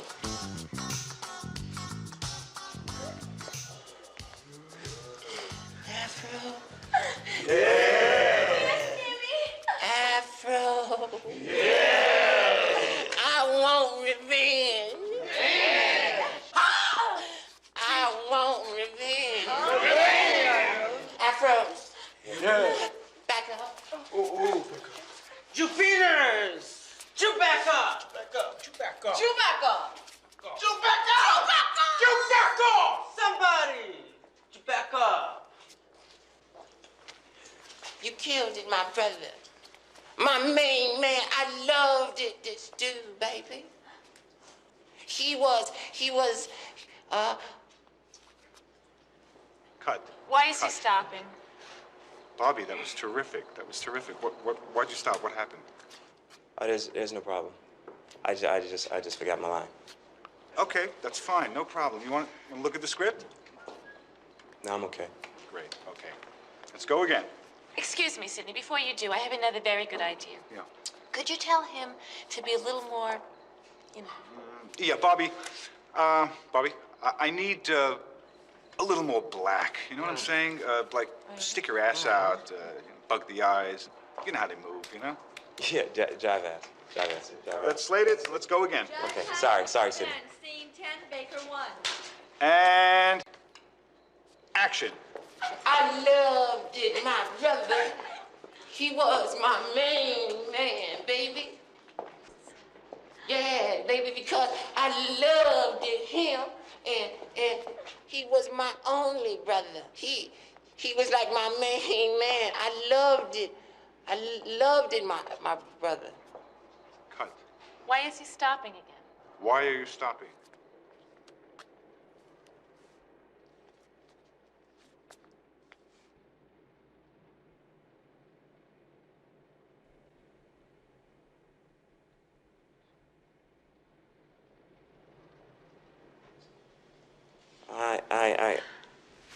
can't do this. What do you say? So you can't do this. So what are you talking about? You can't do this. This is not the kind of acting I wanted to do. This is bullshit. Get him out of here. Get him off the set. I'll have someone else do it. I'll do it. You got it. You ain't shit. Oh, come on. You're blowing it for all of us. This has got to change. Look, this is work. Shit, there's work at the post office. Get him off the set. I want him off the set. Get him off the set. Get him out of here. There's always got to be one. Do you now understand? It's white people who are defining what black is. It's white people who are out there telling you that being black means being a damn criminal. It's white people who are telling you that being black means being ignorant and being a damn fool. Get him off the set. Get him off the set. He likes his black people dumb and ignorant. This is going to be an ongoing project because I'm never going to stop. I have hundreds of his videos I need to go through, including ones he deleted on YouTube. I want you to see him say dark-skinned people like himself commit more crimes. He actually said that. He said dark-skinned people commit more crimes than lighter-skinned people. Well, folks, this is the end of part 1. Please go to part 2 for the evidence. Thanks for watching, and please spread the word. What's that? You say you got one last thing you want to say, Phil? All right, you fat punk motherfucker. I'll let you have the last word. I mean, what's done in the dark always will come out in the light. Yes, it has.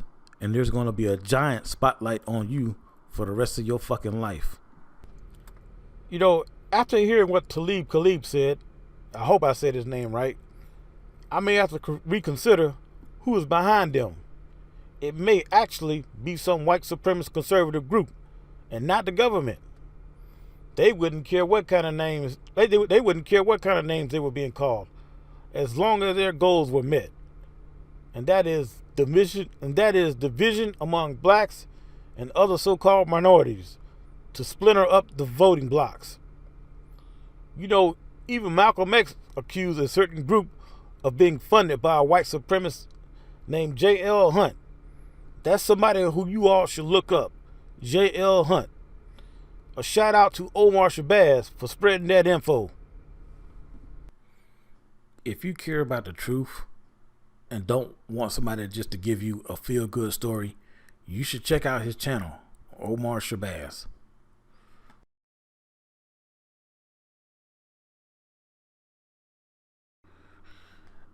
You know, I have been a follower, I guess you could say, or disciple of Malcolm X for almost 30 years.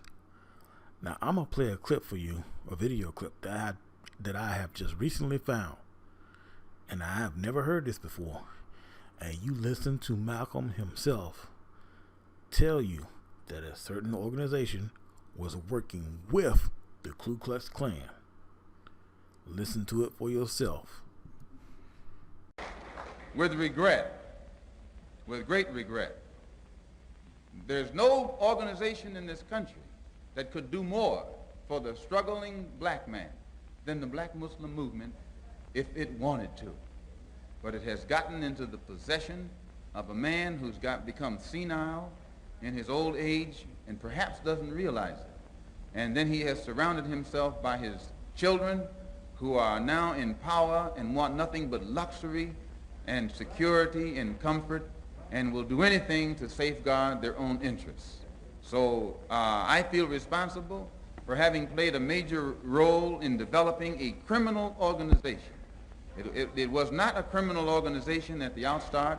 It was an organization that had the power, the spiritual power, to reform the criminal. And this is what you have to understand. As long as that strong spiritual power was in the movement, it gave the moral strength to the believer that would enable him to rise above all his negative tendencies. I know because I went into the movement with more negative tendency for the betterment of the community by any means necessary. And since tonight we had to get into this old nasty negative subject, we didn't want to bring up our program. We're going to have, but as the African nation got it, we became proud of it. And when they became proud of it, we began to have something effect with it. But you mentioned conspiracy between the black Muslims and the right wing of this country. Could you elaborate on that? I mentioned the conspiracy between the Muslims and the right wing in this country. I know for a fact that there is a conspiracy between the Muslims and the Lincoln Rockwell Nazi and also the Ku Klux Klan. There is a conspiracy. Describe this conspiracy. Well, the Ku Klux Klan made a deal, or were trying to make a deal with Elijah Muhammad in 1960 in the home of Jeremiah X, the minister in Atlanta at that time, who at present is the minister in Philadelphia. They were trying to make a deal with him to make available to Elijah Muhammad a county, a size tract of land in Georgia or South Carolina, where Elijah Muhammad could then induce Negroes to migrate and make it appear that his program of a segregated state or separated state was feasible. And to what extent these negotiations finally developed, I do not know, because I was not involved in them beyond the period of December 1960. But I do know that after that, Jeremiah, who was the minister throughout the South, could roam the entire South and the Klan not bother him in any way, shape, or form, nor would they bother any of the black Muslims from then on, nor would the black Muslims bother the Klan. Are you inferring then that because of this conspiracy, the attempt was made upon your life? The attempt could have been made upon my life. Ask that again. Are you inferring that because of this conspiracy, the attempt was made on your life? Not necessarily that conspiracy. The attempt was made upon my life because I speak my mind and I know too much, and they know that I will speak it whether they like it or not.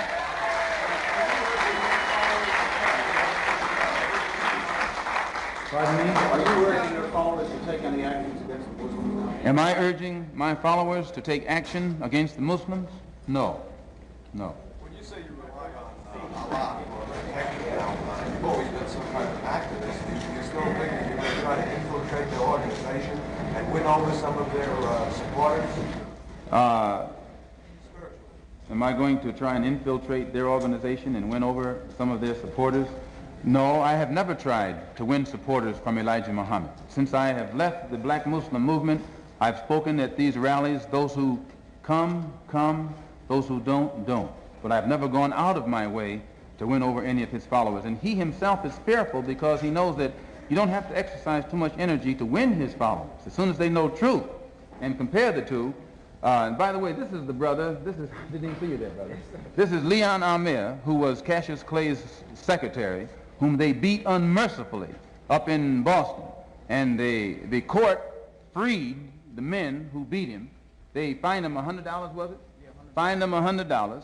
And he was on the inside of the black Muslim specialty squad. And I know it. And it was he who heard Elijah Muhammad Jr. come to New York when Elijah Muhammad was at the Armory in June of last year. Junior stood up and told the fruit, many of whom are here now also, that I should have been killed, that my tongue should have been put in an envelope and sent back to Chicago by now. And because Fat Joseph had not done it, they demoted him. He remained captain, but Clarence up in Boston was put over Joseph.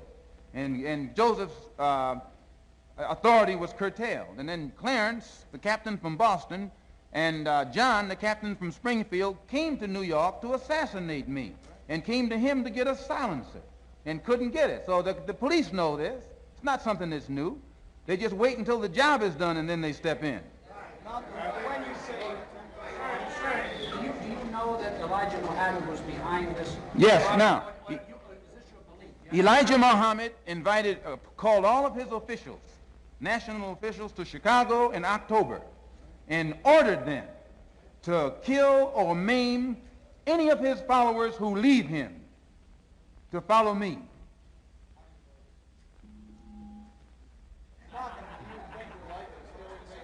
Well, when you say, how do I know, many of the brothers who were in at that time are out now. And if this ever come into the court, there are plenty of witnesses who can stand up and testify to it. Pardon? Pardon?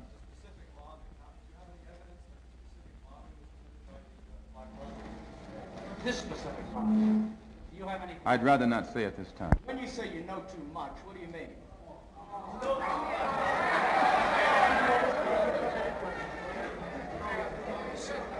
Who's the next one? Give him 2 more minutes. Give them 2 more minutes and we'll end it. And we'll control it. And you said, including the politics. Yes. What, can you elaborate a little bit? Yes, when I said that no one can clean up our home but us, and that we will clean it up, including the, and no one should control it but us, including the politics, what do I mean? I mean exactly that. That the black people, you're thinking of who? Powell? Powell's one of us.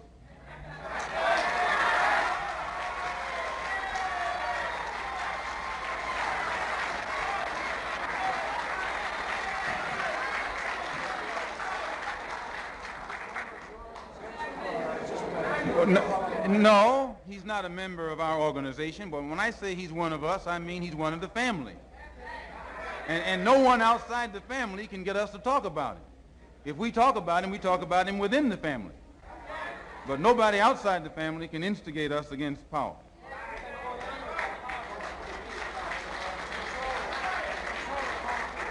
Yes, by controlling it politically, I mean that the politics of the community of Harlem should be controlled by those of us who live in Harlem, not by somebody sitting down in Gracie Mansion.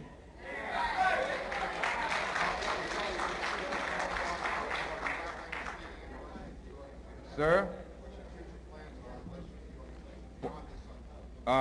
No, but the Organization of Afro-American Unity intends to get involved in every kind of action that's going on in New York City. We don't intend to let anybody downtown influence us in any way, shape, or form. We want the influence to come from Harlem and from other Harlems around the country. Now, this doesn't mean we're anti-outside of Harlem. This doesn't mean we're anti-Bronx or anti-White Plains or anti-white or anti-German or anything like that. But it means we're pro-Harlem.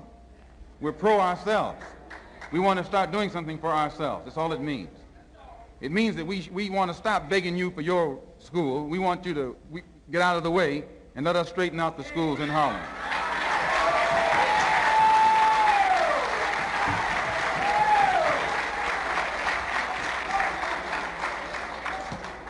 Yes, sir.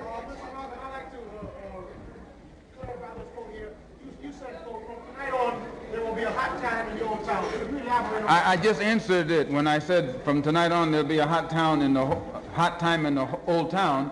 I answered it when this gentleman over here asked. It's a song that we used to sing. An implication, an implied threat. I never imply any threats to anyone. I'm a Muslim. My religion is Islam. It's a religion of peace. And sir? Yes, I do believe there'll be further attempts on my life. I know them. They're foaming at the mouth. The rank and file Muslim means well. It's those at the hierarchy who are living off the fatted calf who don't mean well. And this coming Sunday at 2 o'clock, as I say, our program will be unfolded. Elijah Muhammad knows he has done some good things and he has done some bad things. He knows that if he had wanted to, he could have united our people with the Muslim world just by teaching the right religion of Islam. He could have done so. The entire Muslim world would have accepted him. As it is now, the Muslim world has rejected him. He can never go into the Muslim world saying that he's a prophet or that Allah came over here in the flesh. They would cut his head off if he said that over there. I mean, he knows this. None of his followers can go over there without denouncing him. It's impossible for them to go to Mecca or any other place unless they ascribe to Islam as it is ascribed to over there. So he was in a position to unite us with the Muslim world, those of us who are Muslims. He was also in a position to unite us with Africa. But you cannot read anything that Elijah Muhammad has ever written that's pro-African. I defy you to find one word in his direct writing that's pro-African. You can't find it.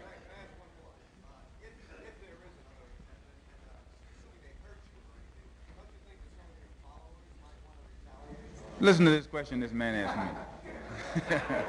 What are you trying to get at? No, he asked me, listen, I got to tell him what you asked me. He asked me, don't I think if I got hurt, you know, wouldn't some of my followers retaliate? What are you trying to say? Or what are you trying to get me to say?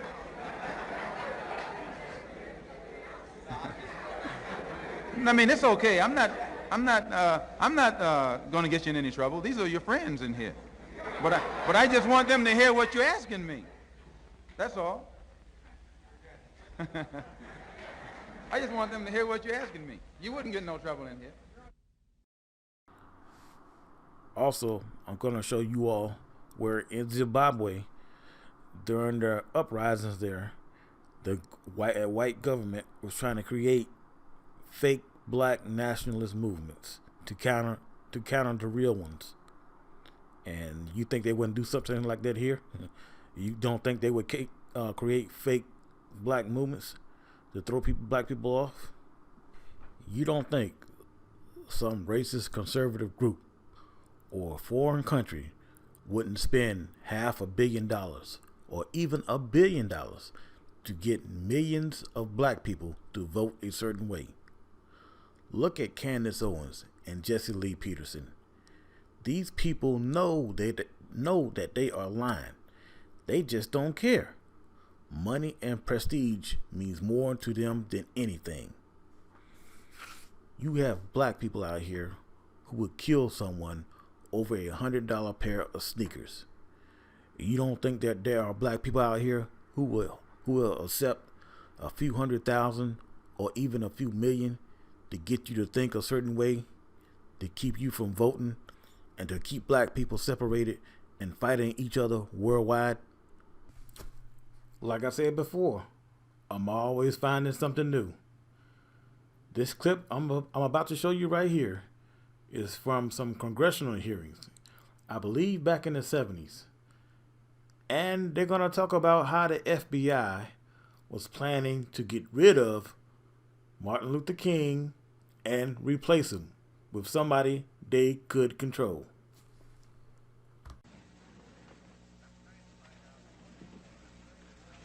I'm trying to find out what it was that impelled some part of the FBI to pursue Martin Luther King with such an obsession.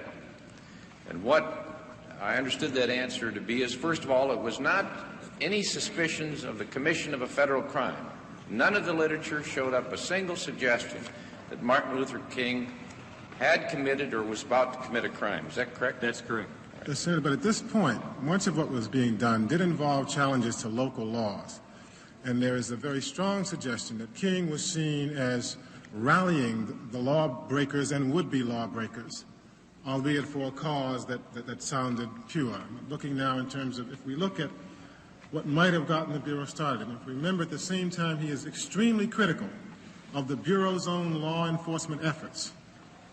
We see throughout these documents and the New Left documents that it is taboo to criticize the Bureau and particularly the director. Well, was he ever charged with fomenting violence? Did he ever participate in violence? Was it ever alleged that he was about to be violent? That was the very opposite of his philosophy, Senator. So that it was neither the fear of commission of a crime or the commission of violence. Was there any serious charge that he himself was a communist? No such charge ever was made. So that what was left then was a decision on the part of some person within the FBI that he should nevertheless be pursued. And replaced. And the basis for that apparently was political. The decision that he was dangerous or potentially dangerous to someone's notion of what this country should be doing, and a further theory that the FBI possessed the ability to enter into this field and to investigate and to intimidate and seek to neutralize and indeed replace a civil rights leader that they thought to be politically unacceptable. Is that correct? Yes. Correct. All right.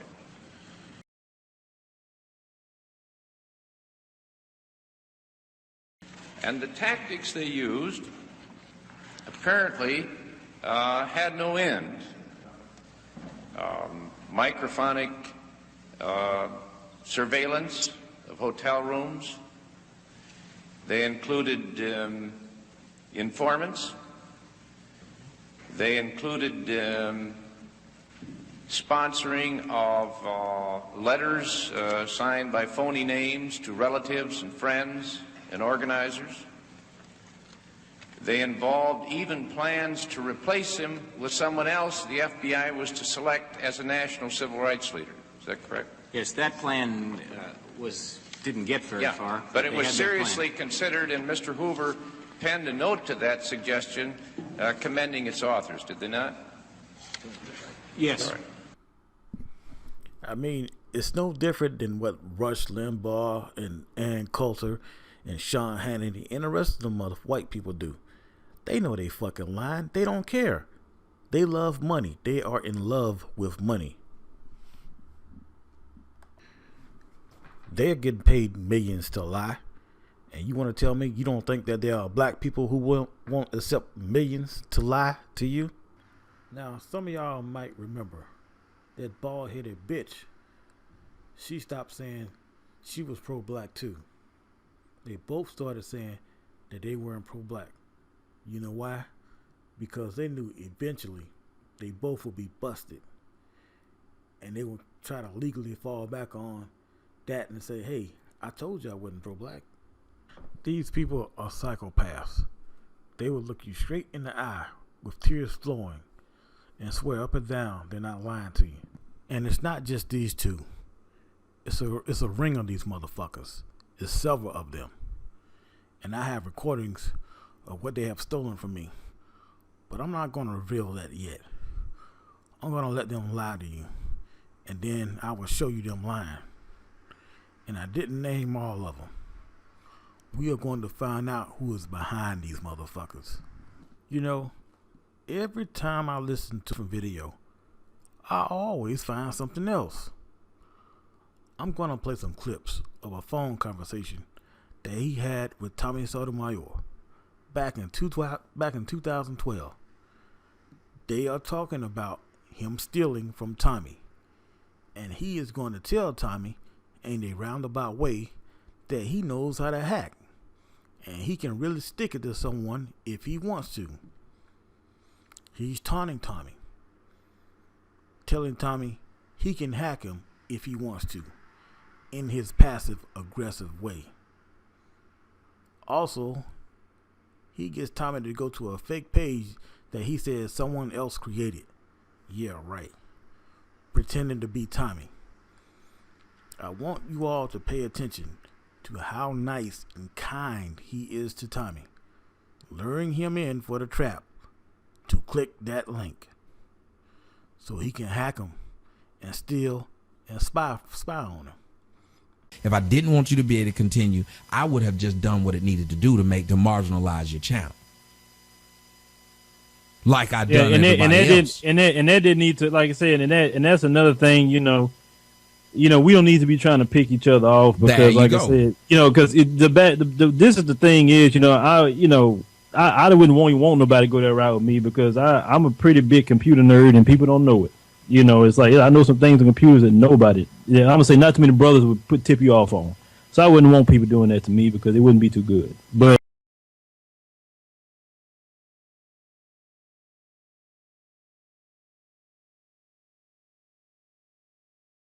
well, I can't believe it because he can't be dumb enough to have said that thing that basically incriminates him. Nope, that's where you're wrong. He's definitely dumb enough to say it.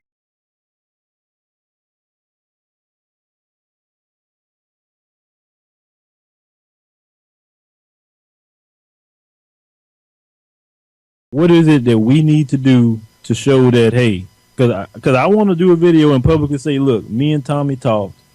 We have no issues, no nothing. Brothers are okay. I have no problem doing that, man. I'm the dude that always... No, I'm saying I'll do it. No, I'm saying I like I said, I'll do it because it do need to be squashed because people has come to me and say, man, you know what? I watch Tommy and I watch you and it's kind of heartbreaking, man. They say people told me that, said because I like the both of y'all, and y'all need to get together, squash it or whatever. A couple people that come told me that. Now, let me tell you something. And since you admitted about your son, let me tell you something. I had never watched any of your videos. I never watched one. Even when I did the video about the 300, I was making fun of a situation that I didn't know anything about. While we going back and forth each other and all this other stuff, yeah, these little haters want to see us tear each other apart, but it's taken away from the money. Yeah, it gets views, but eventually it brings the wrong kind of people to our channels that we don't even need. Well, the thing is, the message changes now. All you're doing is arguing. You're getting views for being the Housewives of Atlanta. There you go. But that's what they told Happy Cabby. That's why they stopped. His normal viewers were saying, you don't normally do this. Yeah. Happy was smart. He saw this guy's getting a lot of views. I'm going to capitalize off this guy's getting views. He was smart, but he also was smart enough to know when to fucking quit. Yeah. He was dipping into a different demographic, though. He wasn't fighting Brett King because him and Brett King were doing the same thing. He became Brett's homeboy. When we're doing the same thing, you typically, if you're smart, you become each other's homeboy. You don't fight that guy.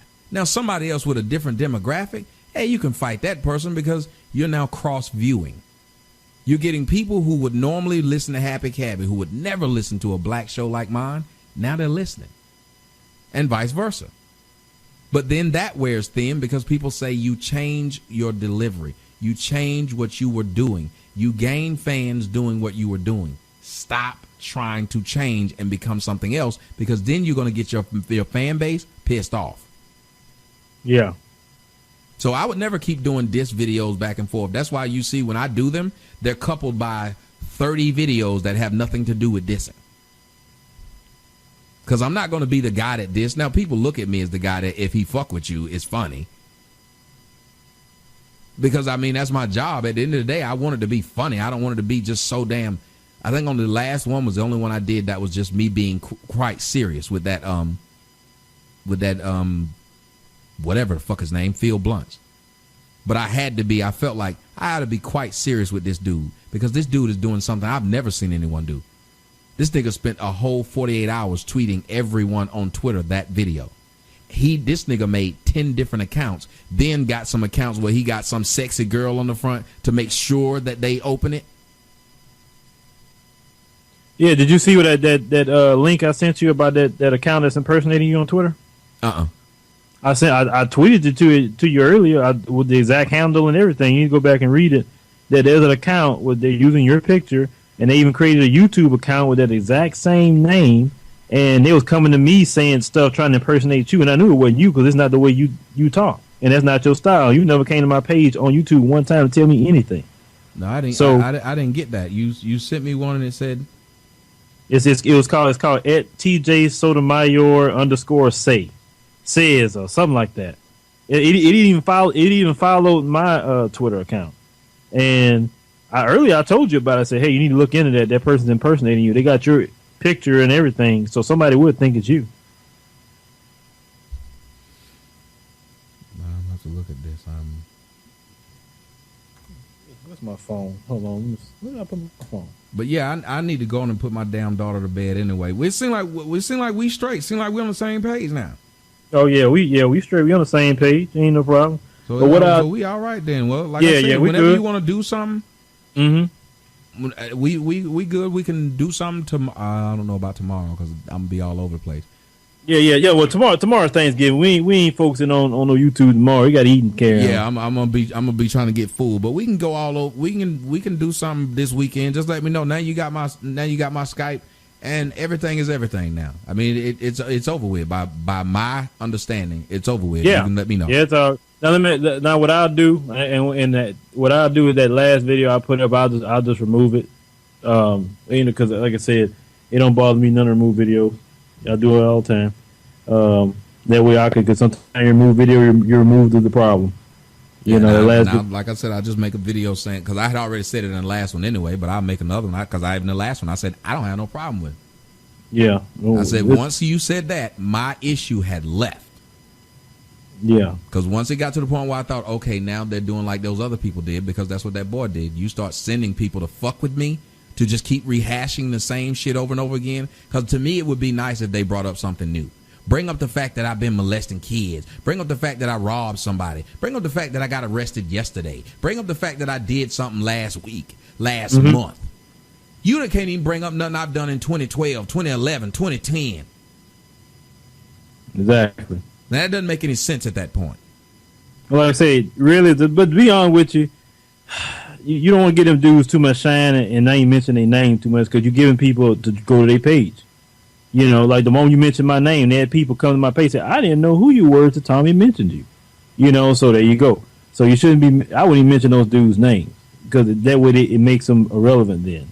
You know, if you got a more platform, they don't, well then it's to their advantage for you to mention their name. No, you're right, and I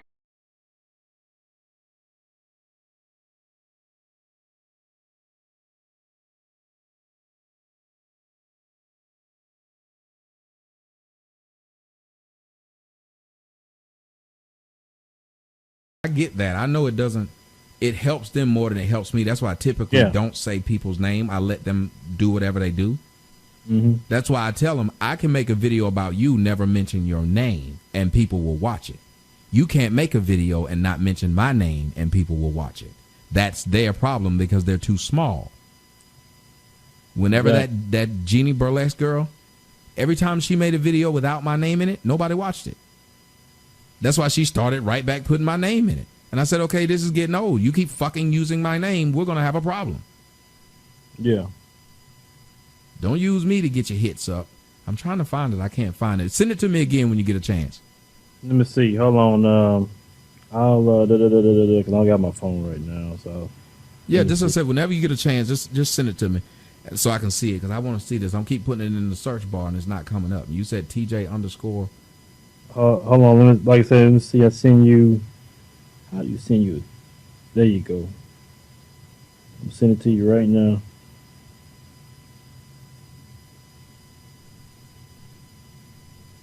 All right, I just sent it to you right now. You sent it on my there it is. Okay. Yeah, that's the name of the account that's impersonating you.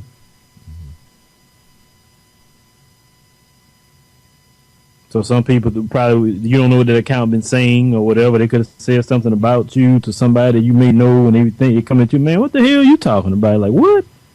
You know, and because they got a YouTube account and that a name too. Yeah, I see him.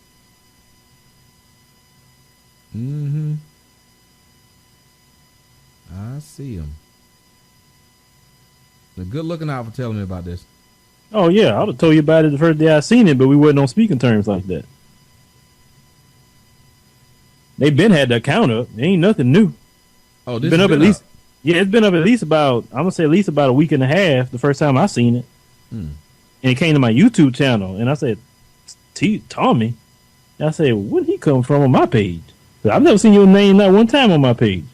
You know, that's why I say let me look into it. And yeah, it wasn't you.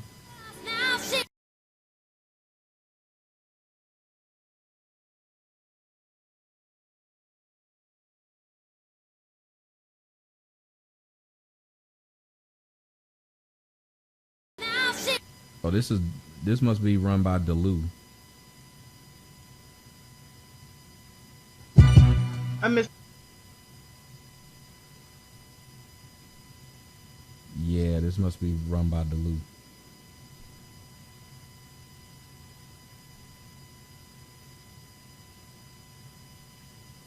I mean, I don't know about all that. That's you, how you do that, but you know, I wouldn't even worry about it. I'm not worried about it, because all they're doing is sending out the same old stupid shit, and it's like nobody's even paying them any attention. But they're using all of these accounts. What they're doing is making these accounts to send these things out to people. It's hilarious. And if you go look on that, just look at what he's done. This is a sickness. I don't see how you got that kind of time to sit there online like that all day. I don't get it. No grown man should ever be able to do this. And now you're using my name to be able to have that. That's sad. That should, and then they tagging your real name on there too. So people, you know, I don't know. Like I said, you probably want to report that to Twitter. Oh, I am. I'm doing that right now.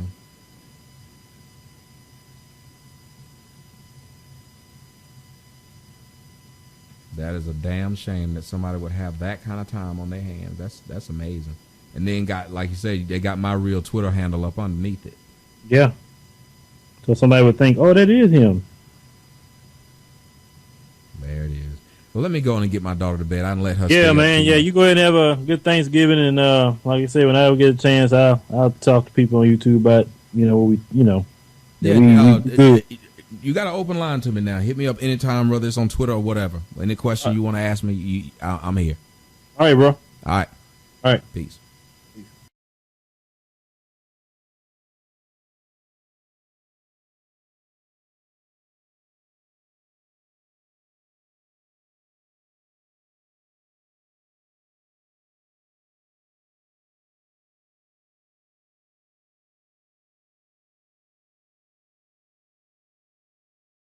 Of course I knew it was the motherfucking Advised Show. You can listen to the Advised Show and listen to that Final Justice before he took his shit down and tried to act like he didn't do it. You can listen to it was him. Who the fuck else do talk like this? But then want to try to change the voice and distort it, but forgot that he talked with a fat tongue in his mouth. And he said the same word over and over. He said the same word over and over.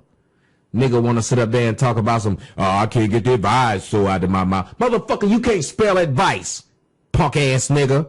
Second off, go look at the motherfucker. Oh, I put it up. You know our little phone conversation when I didn't say another motherfucking word about you after I talked to you, nigga. After I showed you nothing but respect, nigga, after your punk ass said, my son love you. You your favorite YouTuber.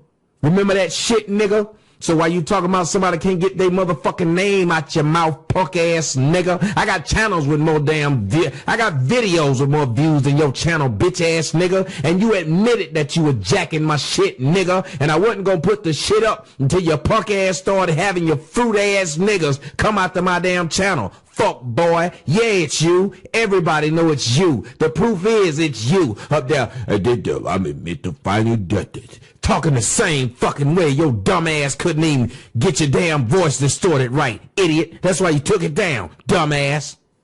Now tell your son I'll put up some more videos, motherfucker. This ain't nothing I made up. This ain't nothing I pretended that happened. This some shit came out your own motherfucking mouth. Nigga, I'm your son's favorite YouTuber, you dumbass motherfucker. Don't nobody I know you their favorite YouTuber. Or he just trying to start beef. I left this bitch ass nigga alone. Recorded this shit in November. Here it is in January and I didn't even put that shit up. Had respect for a nigga. Ain't got respect for your punk ass no more.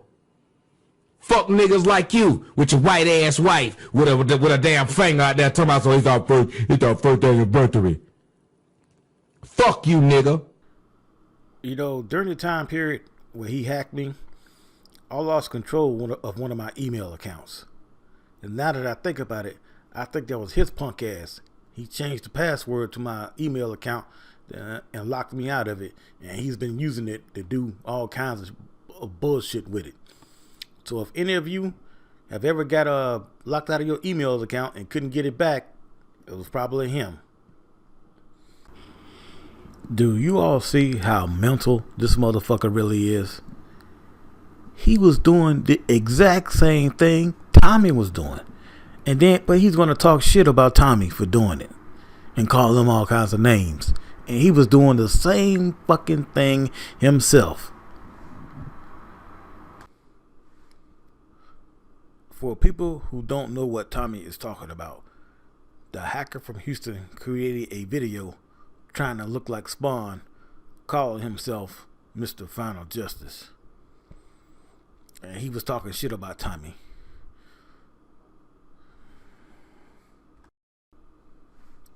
Now y'all know that was Phil's punk ass who started this shit and not Tommy.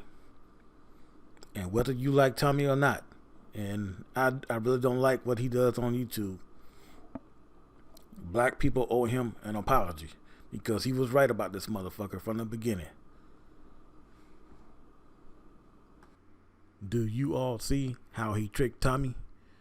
Being all nice and kind and soft-spoken? As y'all can see, he has been hacking and stealing at least since 2012. This motherfucker, he's like the dope fiend of theft. he can't stop stealing. Even after he has gotten rich, he still steals. The whole time this nigga has been on YouTube and social media, him and his hog-headed wife have been doing nothing but lying and stealing. Before this conversation even started, he had planned on hacking Tommy and stealing from him. Him and that hog-headed bitch and the rest of his crew are sitting back and laughing at black people as they trick them out of their money and steal from them and spy on them on their personal info on their computers. And all these people who keep defending him, they know he's lying. They're afraid that if you stop giving him money, you might start giving them money. Now you notice not one of these motherfuckers challenged him on his "I'm not pro-black" stance. Do you know how fucking stupid that sounds? Do you know how stupid that excuse sounds? I'm not pro-black, but I want your black money. I don't really care, Darlene, what he is. If he was to give me something I want, that's all I care about. See, people have to understand, you don't supposed to like people. It's like business. You don't have to like people in business. All you have to do is go get what you want out of them. You need to finesse people. That's it. We need to get out of liking personalities. Finesse people. Finesse people. Finesse people. You're not in business to be liking people. You're in business to get the dollar, to get the bag. No, black people, we weigh our emotions too much on our shoulders and for the wrong people. Let me tell you something. If you hustling, like you out here hustling, thugging, and anything else, and if you can get that money, he gonna get it. And you say he put it in a poor neighborhood because they know they can get money, especially out of black folk, especially out of black folk, especially out of black folk, especially out of black folk. I don't represent black people. I represent myself. I just happen to be black. But as for me trying to do for black people, I'm not trying to do a thing for you. I guess I'll go ahead and play that clip right now about why he really stopped trashing black women before I forget to play it. So. They advised me to do certain things. They advised me to switch some things up, and I have done that. Like I said, I used to do videos a certain way, and they wasn't as politically correct as I am now because I used to say a whole lot more stuff. You probably would say my older videos would probably be more closer to yours than the new ones. Because some people that followed my videos since 2009, I used to make a lot of black women upset. Very upset. And I ain't got rid of none of those videos. You said my channel, I deleted my channel. No, I didn't. I put it on private. And the reason why I put it on private because a coworker joined that old page, and I really don't want those certain videos I put on that old one to be spread around my job right now. I don't care about the new videos. It's just the old ones.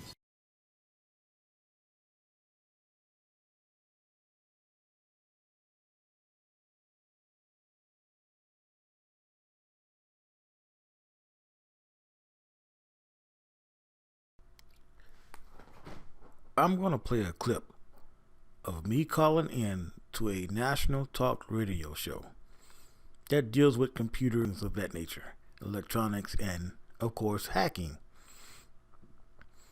You're going to hear this man confirm that I was hacked.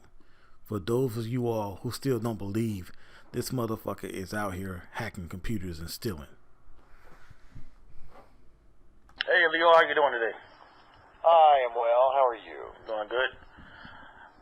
Yes, my computer was hacked, and I need... Oh, I hate hearing that. I'm so sorry. Yeah, I know how they hacked it, and I know who they did, and I know what part of the country they live in. Oh, please don't get in a plane and drive and fly there and take revenge. How do you know? Because they've been stealing information off of my computer, and they've been using it on their YouTube show. Oh, sons of guns. So how did they hack you? Through an email link. Remember back in That's what they do. Yeah. That's what they do. So let me talk a little bit about what to, not for you, you know already, but for everybody else who's listening. There are a couple of ways bad guys get on your system or hack you. In every case, what they need you to do is run a program. So either they'll trick a program. You know, sometimes you get a message on Facebook that says, "Oh my God, I can't believe you were so funny last night. Did you know you took your pants off? here's the video I shot. And you go, what? And now they got you. The main thing that hackers want to do is get you to not think, just to panic. So you panic, you click that link. I got to see that video. I thought I was home last night. What did I do? And then you click the video, and you see this all the time. Oh, your flash is out of date. Download a flash update. Okay, click that. I got to see this video. You click it, except it isn't flash. It is malicious software you just ran, and now they own you. You got it with an even more devious method. They got you to click a link, take you to a website that has malicious software running behind the scenes on the website. Many websites, sometimes without the knowledge of the owner, are running malicious software on the website. They're just computers too, right? If they get hacked, what bad guys will do is they'll put a whole bunch of different exploits, they call them, a whole bunch of different things on that website, and then anybody who goes there, the website, without even the owner's knowledge, is constantly checking to see, well, does he have a flaw here? They're probing all your weaknesses, and if they find one, they can get on your system. They can run a program on your system. That's why we always say keep your system up to date. Those flaws are not there. So he hacked you. What did he do? He stole video from your machine or what? Well, he's been stealing images and my voice recordings and using it on his show and talking as if it was him that came Do you up. have your own YouTube channel? I work a lot, so I never really had the time to do it. But I never got around to doing it. But you see your images on his YouTube channel. Yeah, some images, yeah. And video clips I've saved from other instances.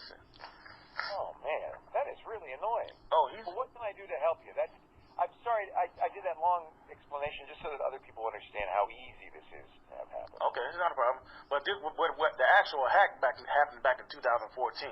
That's when YouTube used to allow people to put email links on their pages. They don't think they'll allow them to do that no more. Yeah, that's one of the reasons they stopped doing that. Yeah. I just had a couple of questions to know, so I can know what to expect when I go to the police or the FBI, because I think this is going to be a pretty serious case. I don't think I'm the only one he's hacked. I believe he's hacking people and mining for information he can use to make money off. Well, he's dumb to go put it on YouTube. That's a smoking gun. This man, who does not know who Phil is and has never watched his show, knows one thing for sure. He is fucking dumb. You big dummy. You big dummy. You big dummy. You big cold-blooded dummy. You big dummy, see what you did? Oh, no, you big dummy. Oh, no, you big dummy. You dummy. You dumbass motherfucker. You dumbass motherfucker. You dumbass motherfucker. If it's all true, if you can prove, hey, only I have this on my hard drive, this guy's got it on his YouTube channel, case closed. Well, I wanted to, because he's actually has remote access to my computer. He's been deleting my Google history and everything. By the way, first thing to do if this happens is, change all your passwords, wipe your hard drive, start fresh. If you wipe your hard drive, no virus will survive that. You want to start fresh on there. So I don't know if you've known this has been going on for 5 years. No, I haven't. No, I just discovered last year, and I didn't know what to do. Found it. Yeah. Now you wipe the hard drive, but don't do it until you call the police.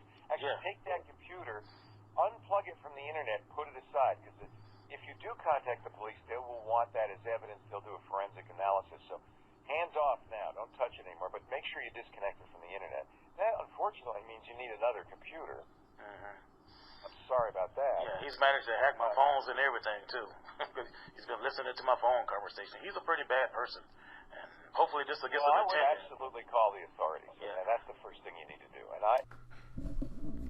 Now, I got this punk motherfucker hacking me and stealing from me, but I can't go to the FBI because the FBI themselves were trying to hack me or did hack me. What a fucking country we live in. I can't go to law enforcement to report a crime committed against me because the government themselves, that same law enforcement agency, was committing the exact same crime. What a fucking country. Monty Woodgrain, last year, 2019, I believe, is when you said that Phil sent you an email and you emailed him back. Well, if you clicked any kind of link, and if you really did that, he got you. He hacked you. Sanchez, you're up next. I'm gonna do. Now, Phil is with a Hispanic white woman, and a lot of people may be giving him flack for that. I'm gonna say to them and on behalf of my followers, if we do that, we being hypocritical because I took flack for being in a relationship. What I was giving Phil flack about was I thought that he was hiding his woman from the people who was supporting. I admit that. Hey, brother Sanchez, I'm just let you know because I just found out about this maybe like a minute or so ago myself.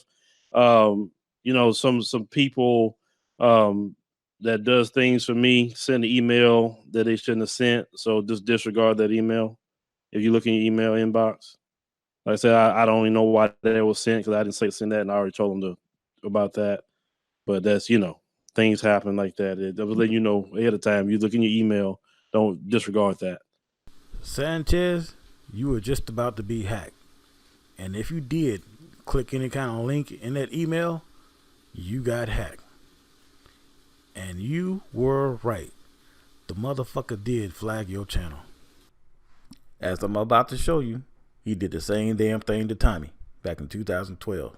Bitch ass nigga, and you admitted that you were jacking my shit, nigga, and I wasn't gonna put the shit up until your punk ass started having your fruit ass niggas come out to my damn channel. Fuck boy, yeah, it's you. Everybody know it's you. The proof is it's you up there. I admit to finally did it. Talking the same fucking way your dumb ass couldn't even get your damn voice distorted right, idiot. That's why you took it down, dumb ass. Now tell your son I'll put up some more videos, motherfucker. This ain't nothing I made up. This ain't nothing I pretended that happened. This some shit came out your own motherfucking mouth. Nigga, I'm your son's favorite YouTuber, you dumbass motherfucker. Don't nobody I know you their favorite YouTuber. Or he just trying to start beef. I left this bitch ass nigga alone. Recorded this shit in November. Here it is in January and I didn't even put that shit up. Had respect for a nigga. Ain't got respect for your punk ass no more. Fuck niggas like you with your white ass wife with a damn finger out there talking about so it's our first anniversary. Fuck you, nigga. I admit to finally did it. I admit to finally did it. I admit to finally did it.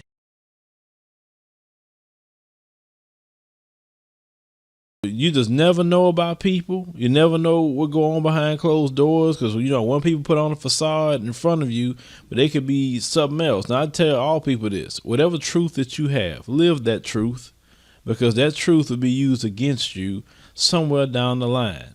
If somebody comes out and say you did something, just quickly admit it if that's what you did. Don't try to hide it because then they're going to go to great lengths and then everybody going to say, oh, now you a liar for everything. Sink Uger. He has trashed your organization from time to time, and he intentionally mispronounced your name.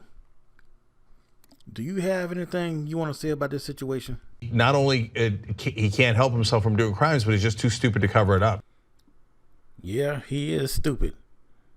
And we're going to be getting into his stupidity in part 3. To the FOI, the fruit of Islam. You do know he has said several times that he has emailed Farrakhan and tried to get him to come on the show. So I guess he was trying to hack Farrakhan too. So I guess y'all have a mission now. Now, when I say this, I promise y'all, I'm not trying to be funny or crack jokes, but I seriously believe this motherfucker is a serial killer. He has all the traits of a serial killer, which I will be showing you all later. I've showed y'all him several times trash somebody for doing something, and then he goes out and does it himself. I have 3 different instances where he talks about killing people and leaving dead bodies all over the place. I've showed y'all how he constantly tells on himself. I think he has killed several black women. As I've shown y'all, he's always calling black women whores and things like that. Serial killers do not see their victims as people. They see them as objects. I have to wait until you watch all the videos so you have a better understanding of his personality and how he does things and how he tells on himself consistently. And then at the end, I will show you how he has talked about quite a few times about killing people. I'm going to add some random clips to the end of this video. I couldn't find anywhere else to really put them, so I just decided to put them here. There are things I think you need to hear, so I'm going to put them here. In this next clip, he's talking about Lisa Cabrera.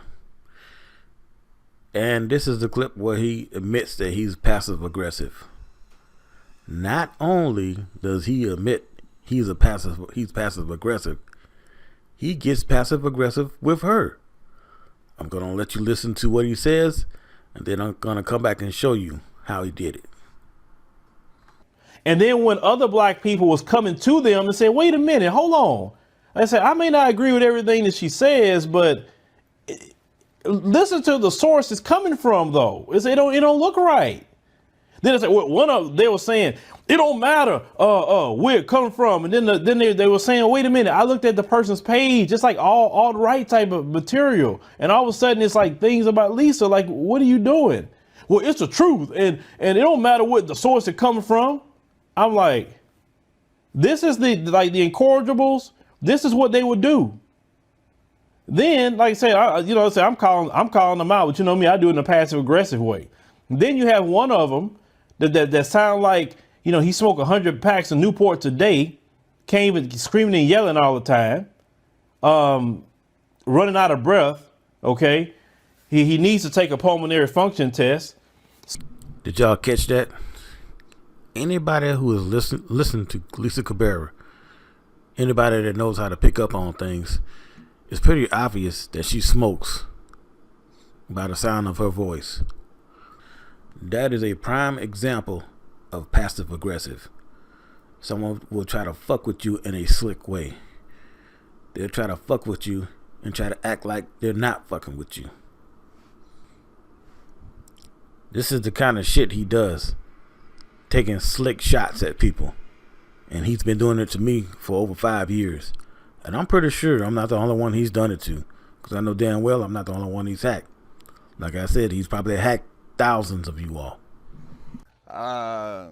Slick shit, you know what I mean? Motherfuckers trying to test you. Sometimes I feel like, I don't know if I just need to split a wig just to make sure that I still got it in me, because or I got like, soft nigga written on my face, because some of the shit people do on the street is so fucking disrespectful. It's a shame, man. And I think every now and then, a lot of these cats need their motherfucking ass whooped for real. I'm not talking, on no video game. I'm talking physically wig split. And by the way, ladies, if you want to lose your feminine voice, smoke cigarettes, smoke weed, smoke anything. That shit destroys your damn voice. Besides the fact that it stinks like hell and it fucks up your DNA and all other kinds of shit. Well, I'll be getting into that later when I start making videos, telling y'all how drugs and cigarettes and alcohol actually fucks up your DNA. And it doesn't just affect you, it affects your children and your grandchildren too. And like all other bad habits that you start, by the time you notice it, it'll be too late. And you won't be able to do anything about it. Now to do anything to you? No. So we need to come up off of that. It's just excuses to why that you rather deal with a group of people who have no problem killing you, killing your children, poisoning your water supply. Do I need to keep going? You rather deal with that. And you want to complain about it 24/7 when you say, okay, let's do something about it. Let's try to fix it. Let's try to change it. And you don't want to do nothing with that either because, I don't want to help this other brother or his other sister out to get together to do something great.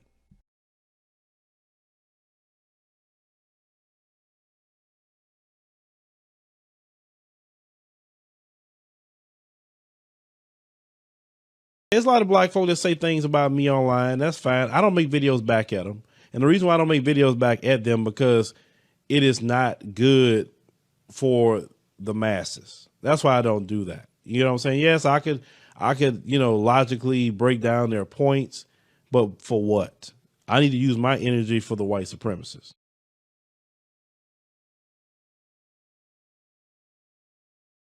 Can a black man marry a Mexican and be pro-black? No. Hell no. What do you say, Phil? He says, can a black man marry a Mexican and be pro-black? Mm-hmm. I'm not pro-black. I tell people that all the time. That's silly to say that. No, what they're getting at is that before I came to my knowledge of where I am now, my wife herself is Native American and black. You know what, punk ass Phil? There's something I just gotta ask you. What the fuck is this right here? What in the fuck is this? You have what looks like an airborne insignia on that uniform. And I know damn well your punk ass didn't jump out of an airplane. Now, I actually know what it is. I'm pretty sure Derek Muhammad knows what this is. And people who have been in the military, like myself, know what this is. I'm about to tell y'all what this is. There's this thing called stolen valor, where you have these motherfuckers going around pretending that they were in the military, and they weren't. Trying to get some undeserved recognition. You have these mental patients across the country who will go around putting on uniforms and lying about being in the military. Now, of course, Phil didn't say he was in the military. He's just leading you to believe he was in the military. This comment you see here came from Monty Whitgrain's channel. And when I first saw it, I was thinking, well, somebody else noticed that Phil changed up in 2014. But then I thought about it, and I was thinking, this could actually be him. Because this is the kind of shit he does. He'll throw it in your face that he's fucking with you. So this could actually be him. I'm not saying it is, and I'm not saying it isn't. But I'm saying this is the kind of shit that he does. He throws it in your face that he's fucking with you. He will throw it in your face that he is tricking you out of your money and getting away with it. Okay, take a look at this picture right here. I know you're saying, it's nothing unusual. Just this punk motherfucker wearing a Raiders shirt. Well, this was when he hacked me. And you know what? Raiders was part of my password. This is this punk nigga fucking with me again. Ha ha. I hacked you and I got your password. Raiders was part of my password. He has never worn a Raiders shirt since then. He is in Texas. Why would he be wearing a Raiders shirt? He's wearing that Raiders shirt because this punk nigga hacked me and he's fucking with me. Okay. You all watch this clip very closely. Look at his facial expressions. Watch it very closely. It teaches you that the devil came to kill, steal, and destroy, and anybody who does killing, stealing, and destroying is a devil, okay? Did you all see that? Did you see that? He just realized that he was talking about himself. Choose your battles wisely, motherfucker. Never fuck with somebody smarter than you. I'm leading what I do. Whatever you deem as leadership, you do it. I tell many people that. Why don't you do this, Phil? No, that's your job. You do it. I'm doing what I'm called to do. And fight the propaganda war, because propaganda has the whole world hating black people. The whole world. No matter what country you go to, we're hated. I got to fight that. You want to go do other things, you do that, whatever. I'm going to continue to do what I do, period. My Patreons, when they met me in LA, because, some people try to say, oh, he's hiding his family. No, I'm not. my Patreons met my wife in L.A. Brother Derek, Sister Sadia, everybody knows my wife. Everybody. You know, so it's just thing is the protection aspect for my family. But let me get serious on this part. My family isn't public figures at all. And we take all that seriously. So, you know, we had to have some conversations as well. I had to pick up the phone and talk to some our attorneys today about all this and find out what's the next steps that we need to do, because what they're doing is not only trying to be slanderous and trying to hurt the operation of our business and how we do it, but also trying to put, you know, my children in danger. And like I said, it needs to be a consequence, and somebody needs to, you know, like I said, this is behind the scenes stuff. Ain't gonna be no YouTube. I ain't not gonna make no videos about it. No, we just gonna have to handle it legally and do what we have to do. So whoever chose to do that, you know, we'll see how it turns out on that. But this nigga is a pure fucking psychopath. He has the damn nerve to use what he hacked and stole off of my computer to threaten somebody else with legal action. That little line he said, the whole world hates black people, the propaganda war, he stole that from me. And I think I might have showed that to y'all before. If you haven't seen it yet, it'll be coming up. Do you see what a rotten piece of shit this motherfucker is?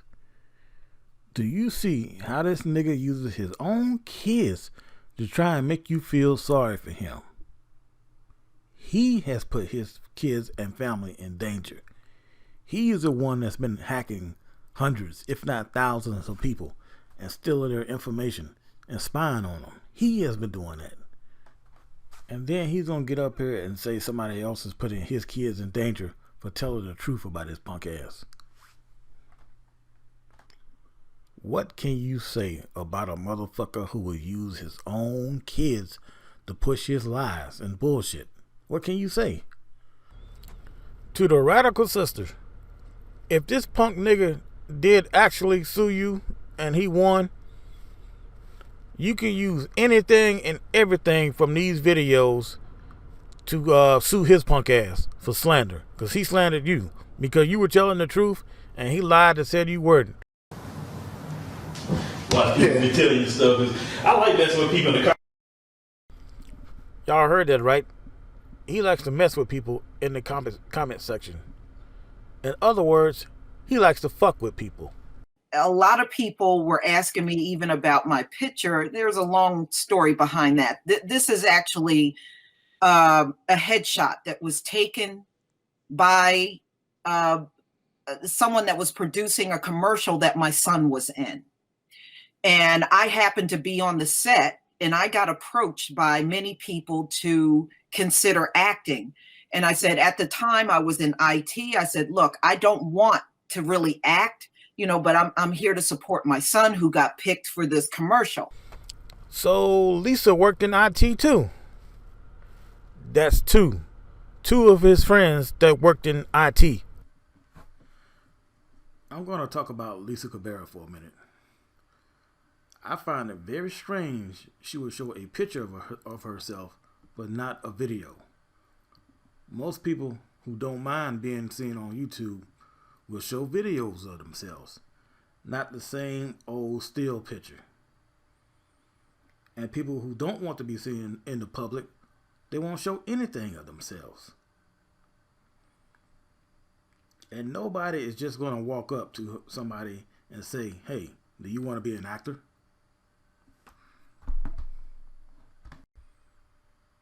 Especially when you haven't seen them act. Now, there is an exception to that. And that's those fake talent companies that go around the country tricking people out of their money. Telling them, hey, you look like you can act. You can be a good actor. We need you to give us $300 and then we'll process it and all this other bullshit. Scamming people. I doubt very seriously that someone would just walk up to somebody and say, hey, do you want to be an actress? Unless they want you to act in porn. She said she was approached by many people to be an actress, even though no one had ever seen her act. I have a sneaky suspicion about who she really is, and she's using a voice changer. Acting, like any other job in Hollywood, even those actors in commercials, is a union job. I find it hard to believe that several people would ask a non-union person to do a union job with no experience. Unions would jump all over those damn non-union person to do a union job. And when was the last time you seen somebody take a black and white picture? Last week, we made that video about the beauty supply store. Logic would say, don't go with somebody punching you in the face. Logic would say that. Logic would say, if the brothers out there defending your honor and trying to tell you shut this mess down over here because that man don't need your money, he's disrespecting you, most people would agree with that. Now, in that one video, this is him taking shots at me. After I started calling myself the logical Negro, he started doing videos and kept saying Logic would say this and Logic would say that. He did it several times. I know some of them he took down. I've never been with a white woman a day in my life, but I know a lot of these so-called dudes is arguing with me right now in this comment section. A lot of you lusting after white women. So don't even give me that. White woman talking about giving you some jawbone, and boy, a lot of y'all be so quick to be talking about raising your RGB flag, but then got a white woman on her knees in front of you. Please don't start with me. Y'all know how I am. Right. Y'all laughing, but you know I ain't lying about that. Hold on, wait. What I think about what? I'm taking over your... You could tell they never really been around other groups of women for them to view another race of woman as a holy grail. They say, oh, this dude has never been outside of his community. Yeah. Learn real... Talking about white women more passive. I'm like, who told you that? Yeah, I don't know who told you that. You know, so some of them can... But from my experience, what I've seen about white women, this is my opinion. Phil's opinion. The difference between white women and black women is a little bit more you're in face with it. White women is gonna be more subtle, but they gonna get you too. Don't think they ain't about to get you. Well, y'all heard him with your own ears. He was about to say, from my experience. The only way you have experience with something is if you've actually done it. if you don't go sit yourself down somewhere, man, go talk about your chicks. You know what I'm saying? Like in the black women, oh my God, he loves us. I'm like, black men don't talk about us like that. I'm like, you don't see game when they running it. I hear dudes when they running game. It's like, really, dude? Like, you don't mean anything you say it. And you know you don't. You just running game, trying to get something out of it. Either you trying to get females or you trying to get some money from YouTube. Come on, man. Or both. Who's always saying running game? I know y'all know who he stole that from. Now, all this that you heard, collecting $125,000 a week, and some people don't even make that in a year, collecting that much money to run the church. How much of that money is going to that community? And you know none. You mean to tell me you need $500,000 to run a church in 1 month? What you got going on in that you need that much money? But people, unfortunately, when you tie God to something, they are so easily deceived, because as I stated before in the interview. Once again, this retarded motherfucker has told on himself. He's always talking about the Bible and God and trying to tie the Bible to what he does and him hustling you. He's using religion to deceive you. Even though he has made millions, his studio is still inside his house. That motherfucker never had any intentions of building a studio. He just wanted to get that tax-free money. And Sanchez, you just remember what he did to Tommy. After everything was supposed to be over after him saying we as black people, we got to stick together and all that other bullshit he was spewing, he hacked him anyway. Oh yeah, I haven't forgot about you, Mr. Harvey Superboy. Most black people don't know about the fairness doctrine, what Ronald Reagan did. Yeah, your punk ass didn't know about the fairness doctrine till you motherfuckers stole it from me.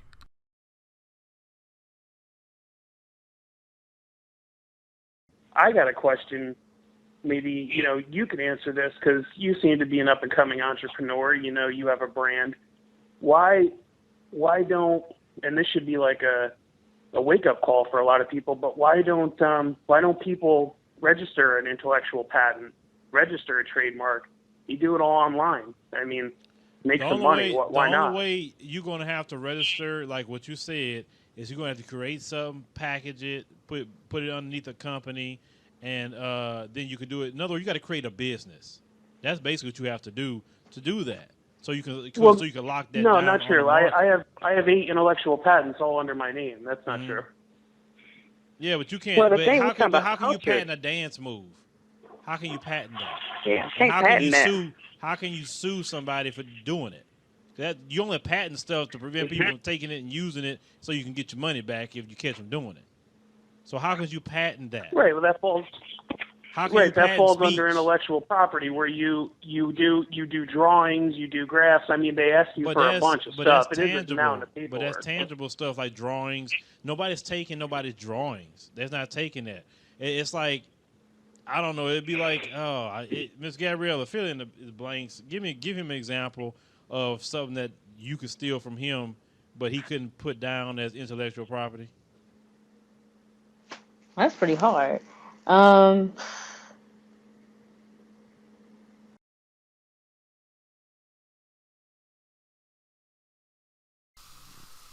going to show you all this little investigation that I conducted. When you look at these two, to me, they look like they could be related, like they're maybe cousins. So I said, okay, let me do a little investigation into Gabriella. So I started looking into her. I look at her last name. That's not a typical American last name. So I look up her name, and lo and behold, it's an African name. Her last name is an African name. Her last name is associated with Ghana and Nigeria. Okay, here's a picture of a DNA test that Phil took years before, before his wife debacle. Now here is saying he's mostly Nigerian, but the other one he showed y'all, it was mostly Cameroonian. I wonder why that is. You see, I've come to the conclusion that he might actually be second or third generation American, and probably his father is Nigerian. If you all do not know, Nigerians are absolutely notorious for pulling internet scams. Several months ago, a whole bunch of them got busted in Houston pulling internet scams and hacking people. They've been pulling internet scams since the 90s. Okay, I'm about to play 2 clips where he says he's mostly Nigerian, and then I'm going to play another one where he talks about all the Nigerians in Houston, and he says Nigerians are running things. Because you speak a different language. I mean, now some people, and I'm not gonna lie with you. I'm gonna be very honest with you. The one thing that I hate the most about slavery is you have a language that you speak. What language do you speak? Somali. Okay, you speak Somali. I can't say I speak a Nigerian language because the majority of my lineage is from Nigeria. I can't speak any Nigerian languages. I'm black, and that's a separate nation within itself. And the majority of my lineage is Nigerian. And I'm proud to have Nigerian heritage for the most part. And also have Cameroonian heritage as well. I'm proud of that. And I won't, you say foreign, but I don't know what foreign, hey, Nigeria, we have a huge Nigerian population here. I think one of the biggest, I think it was some of the biggest population Nigerians here in America is in Houston. The Nigerians, they running things. I wonder if he was trying to include himself in that statement. The Nigerians are running things. You know another thing that these Nigerians were doing? They were going to these dating sites and they were meeting women and they were hacking their computers and stealing their info. So anybody who has ever met this motherfucker on one of those dating sites, you better check your computers to see if you got hacked. Or any female who you just got mad at. Look at how they were acting when that so-called YouTube ad crisis came up. They were mad at you for not sending them money. Even though for several years they had been making a very good living off of those YouTube ads. Some of these motherfuckers were making over 200 grand a year, or well over 200 grand a year, and they gonna talk shit to you? I'm gonna tell you something about the personality of people like him. When you don't fall for their scams, when you realize that they are out here scamming and tricking people, you know what they do? They get mad. If you don't fall for their bullshit, they get mad. Like they got mad when y'all wouldn't send them any money because of this so-called YouTube ad crisis. What happened to them? They got mad. Several of them got mad at you because you wouldn't send them any money. They were very upset because they weren't getting the same kind of money that white people were getting. Even I guess they're not smart enough to realize that black people are only 13% of the population. So they're probably only going to get like 70% of, like 30% of what the white people were getting. They weren't asking for donations in an appreciative way. They were demanding that y'all send them money.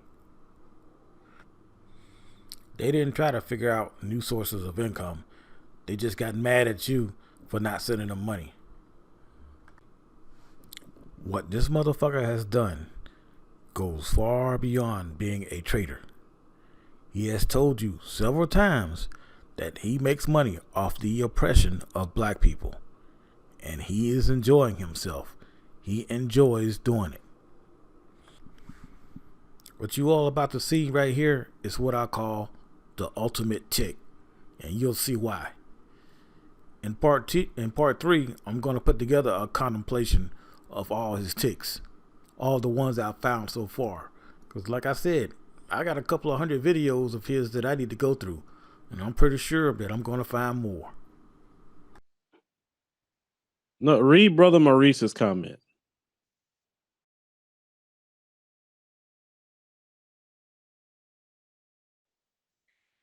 Another issue I have when your business is making money off of our suffering isn't cool, because you keep saying, I have to protect my business. Do you understand that's an issue? No, that's not an issue at all. We talk about black-owned businesses and black people need to build media companies. How do you think the structure is going to be? And you said about our suffering. CNN is constantly reporting on black people's issues. Don't say nothing that I say about.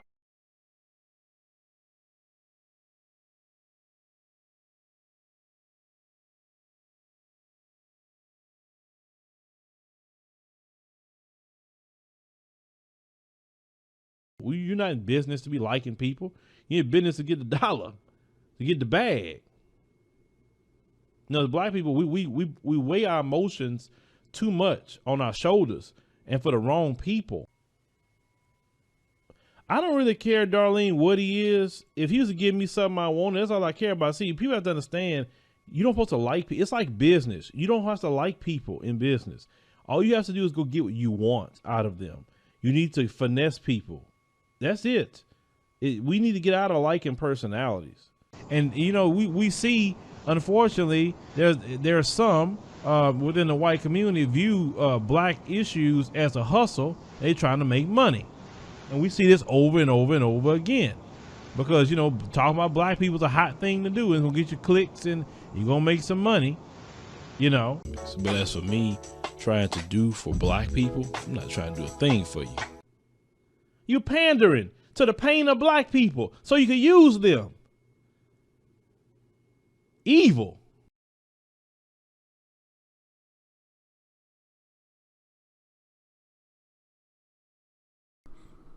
I know a lot of you are wondering why he never took some of those videos down and why he was just throwing it in people's face what he was doing.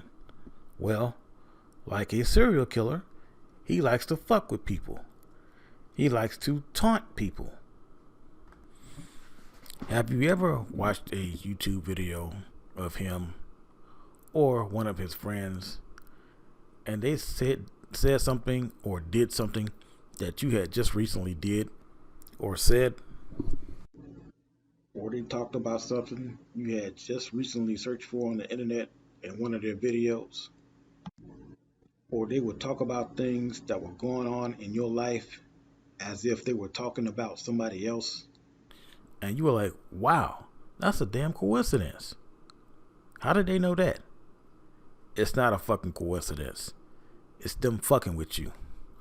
Or trying to make you think you got some kind of spiritual connection with them so you'll keep on watching and donating. That's a good indicator that you have been hacked by one of these motherfuckers. They're not out here stealing your credit card information or your identities or anything like that. They're stealing other things that they can make money off of. Like what he stole off of me, and maybe your business ideas and stock information, things of that nature. Things that make it hard to trace back to them. Now, y'all heard him tell Tommy he knows how to hack in this slick, passive-aggressive way. That's the kind of shit he does. That's how he likes to fuck with people. He'll tell you that he's fucking with you, or that he can fuck with you in a roundabout way, in a slick way. He won't come out right out and say it. He'll be trying to be slick about it. Like he's been telling y'all, he fucking hates you, and all he cares about is your damn money. The motherfucker enjoys fucking with black people and tricking black people out of their money. He gets off on it. Him and his hog-headed bitch. You know, I believe him and his associates get some kind of mental orgasm by fucking with black people and tricking black people. You ever save anything on your computer? Some information that you might want it to have or whatever, or something you recorded and it magically disappeared? It was him. If your comments have been magically disappearing, that it wasn't magic, it was his punk ass. Things you've downloaded and disappeared, it wasn't magic, it was him. You know, I keep saying how evil he is and no good, but not just him, but his whole fucking hacking crew. These motherfuckers know exactly what the fuck they're doing. With the things that we talk about, they know that you are not going to want to take your computer to the goddamn police to get it checked out. And you don't want to pay that $3,000 or $3,500, whatever, how much it costs to get it checked by a forensic scientist. They know this. And so that's why they targeted us, their own damn people, because they knew nobody would want to take it to the police. This is how rotten these motherfuckers are.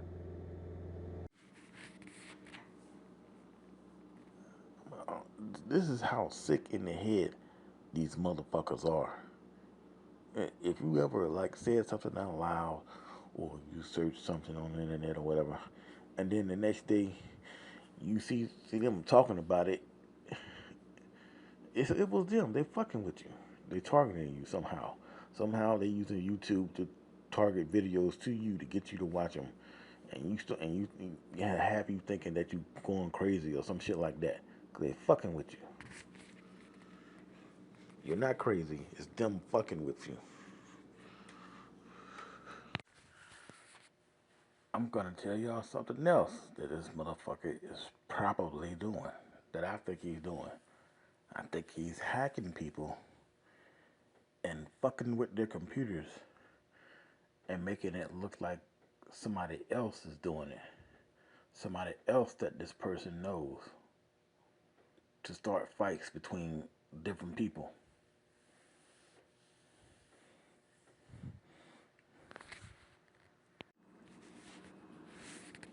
If you have had any kind of beef with anyone online,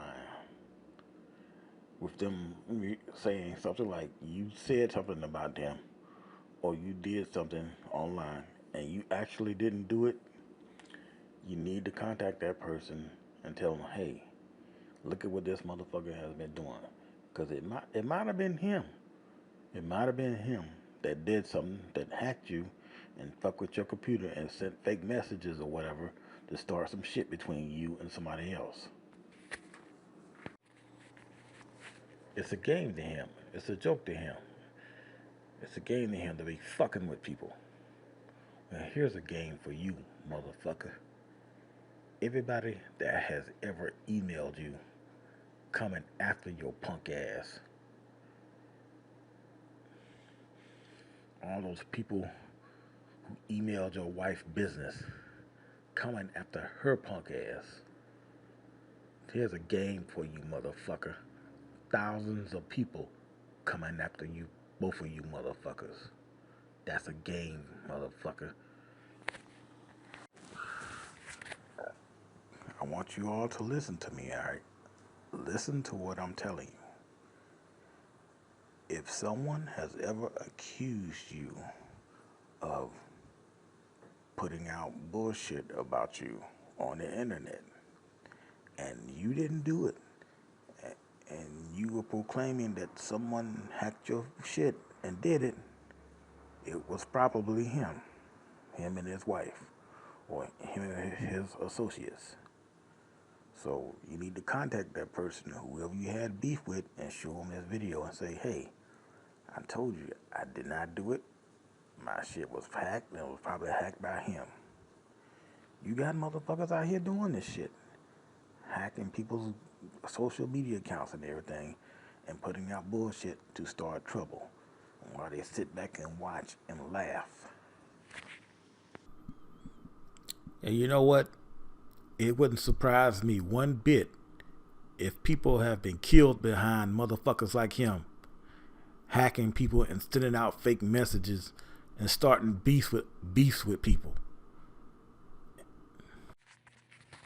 And oh yeah, motherfucker, since you're gonna try and threaten me, I promise you, bitch, I fucking promise you, one day, me and you, we're gonna meet face to face, and you're gonna get to carry out your fucking threats then. I promise you, motherfucker. It won't be tomorrow. It won't be next week. It won't be next month. It might even be 5, 10 years down the road. But motherfucker, if you're not in prison, it's gonna happen. Now what, you punk motherfucker? You and that hog-headed bitch of yours, you won't be able to go anywhere without somebody trying to get at you. Imagine that. Hundreds, thousands of people coming after your punk ass. You won't be able to go anywhere. I'm telling the rest of his crew, all y'all who are working with him, whether it just be him alone, or he's actually, if he is an informant, he's working for the FBI, or y'all motherfuckers are working for some racist conservative group that's paying y'all to do all this shit, you better come clean right now. Because you know, if it's found out to be true that he is a serial killer, and he's out here killing black women, which I firmly believe, there is going to be no redemption for you motherfuckers because you were working with him. You better come clean right now and have some chance of redemption. If you wait, try to weasel your way out of it, it ain't going to happen. It's going to be too late. You better come clean now. And there's one thing I forgot to mention, and I think this is very important. It would not surprise me one bit if that everybody he has hacked, he has put some sort of illegal images on your computer, whether it be child porn or something like that, or some other kind of images that will make you look bad, and hitting them so you can't find them. Because so if you do take your computer in to get checked for being hacked, then all that crazy shit is going to come up. And then whoever you hired or whatever to take a look at your computer, or the police, when they see those illegal images, they'll arrest you.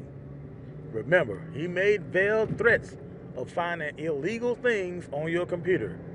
And there are only two things illegal I can think of in America that somebody could have on their computer. And that's child porn and classified documents. And I don't know too many people who can get a hold of classified documents. So if you do take your computer in to have it checked by somebody or go to the police, make sure that you inform them of this. Make sure if that podcast happens to disappear where he made those veiled threats, I'll put it back up. But make sure that you tell them that he has made veiled threats of finding illegal things on your computer, and tell them what this motherfucker really is, so you won't get charged for it. And I know I've said that he hacked me in 2014, but he might have actually hacked me before that on a different computer. Because I think I switched computers back in 2014, so he might have hacked me before that on my other computer, but just didn't have all my information. Because I noticed that the motherfucker started trying to work out and dress like me. He was dressing like I was, and he probably seen pictures of me and everything, what I looked like and what I used to look like anyway. Because I know before that I was doing some research on it, and there was a way that people were getting hacked on YouTube without an email link. I think they was doing it through the annotations or something like that. Some kind of way they were hacking people through YouTube. Do you see how easy it is to plant evidence on somebody's computer? They can hack you, put images on your computer, and then remove the viruses or whatever used to hack you. I can see some FBI agent getting mad at somebody from online comments and then planting evidence on their computers. Or not even just the damn FBI. Any fucking piece of shit out there can do that to somebody if they hack them. They'll plant images and videos on their computers and hide them, and then make it look like they did it or whatever, and then call the cops and say they got child porn or some shit like that, and they arrest them. Because if they got remote access to your computer, they're actually using your computer to do all this shit. It's not another computer. They're using your computer to do all this shit. Y'all keep in mind the veiled threats he made of him hiring a private investigator, and they might find something on your computer that's illegal. That's because that motherfucker put it there. That's why. So y'all know he's putting shit on your computers. And I can only think of one thing that's fucking illegal for somebody to have. Well, two things. And I know one thing nobody's gonna have. Nobody's gonna have classified documents on the computer. Either classified documents or illegal images of children. That's the only thing I can think of that you can have on your computer that's illegal. And that motherfucker is so sick in the head, he would do that to somebody. He would put those images on somebody's computer. Now, I'm going to share a little secret with y'all. I'm going to tell you one of my techniques of catching motherfuckers. What I would do is first, I make sure I have concrete evidence that there's no doubt about what I have. And then, before I reveal that, I make the motherfuckers lie. I will make them come out and outright lie. And then next thing you know, bam, there's the evidence right there of your punk ass lying, and that I am telling the truth. You see, I never accuse anybody of anything unless I have concrete, irrefutable evidence. Even if I know they did something, if I'm positive about they did something, if I don't have that concrete, irrefutable evidence, I don't accuse them of it. I'll wait till I get that evidence. I'll be working on getting that evidence, and then I'll accuse them and have them come out and lie, and then I'll throw it in their face. Do y'all see what happened to Alex Jones? It had to get him in court for him to admit that his show was bullshit and he was defrauding people or tricking people and not being honest. And this is the same thing that's going to happen with this motherfucker. Going to get his ass in court and everything is going to fucking come out, including who's behind him and all the motherfuckers that are working with him. And I'm letting this be known right now. I'm not selling anything out of court. There's not gonna be that non-disclosure shit or, secret deals or nothing like that. Everything is we going to court, we going to trial, and everything is gonna come out. So if this motherfucker wanna pry into other people's lives, we're gonna goddamn get into his life. I wanna explain something to y'all about the law. And it's unfortunate. And it's because of that damn Obama. It is actually legal in the United States for the government or anybody else to propagate to its own citizens. In other words, it's legal for news organizations, commenters, and anybody to fucking lie to you and to make shit up. And that's what's being done to us. You got these motherfuckers out here who pretending to be on our side and aren't. We're getting paid millions to dupe us. Just like Rush Limbaugh, Sean Hannity, and others get paid millions to dupe the people. In other words, it's legal for the government, some type of think tank, whether it be conservative or liberal, or some corporation, it's legal for them to lie to you to get you to believe what they want you to believe. Some of you may have noticed that he's always saying propaganda, propaganda, propaganda. Besides it being something else that he stole from me, it's actually what he's doing. He's putting out propaganda, trying to get you to believe a certain way. It's him again, throwing it in your face as to what he is doing. Whatever you hear this motherfucker say, well, some of you all have asked me to do this. Some of you all have asked me to do that. You know it's a fucking lie. That's him trying to put ideas in your head to spend money with him. Now, if this motherfucker had any brains at all, he would have been like, well, I hacked your stuff, and I stole your stuff, and I used your stuff, and I'm going to give you some of my stuff. Please don't call the cops. Please don't call the FBI. But he has no brains at all. Not that I would have took anything from him, because I don't care if the motherfucker would have offered me $10 billion. And I mean that. If he had $10 billion and he offered it to me, I would tell him to shove it up his fucking ass. Will y'all hear him calling you whores? That's not him trying to be slick or passive aggressive. That's how he really feels. He just doesn't know he's saying it. He doesn't know he's saying it. That's how he really feels about you. You all are whores to him. And he is pimping you. He's pimping you. Because I'm going to show you later on, in the same situation, he doesn't call white women whores. When white women are doing something, He doesn't call them whores. He just calls them women, however. But when a black woman is doing it, he calls them a whore. And you black females who are helping him perpetrate this scam, remember, you are the same. You are whores to him. Maybe you are his whores. Maybe he was a pimp and now he's got y'all doing this shit.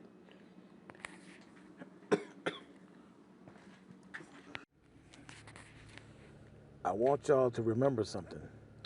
That bald-headed bitch and her accomplices, they went out there and convinced everybody, convinced a lot of people not to go to Nat Turner's movie because Nate Parker was married to a white woman.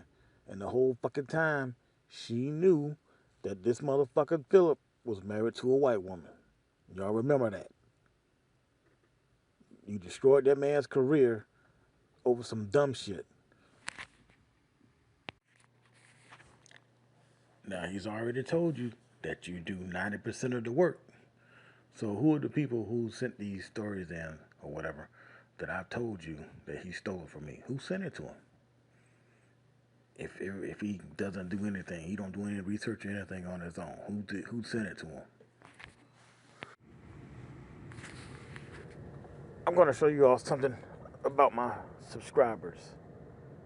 I don't have that many subscribers, very few.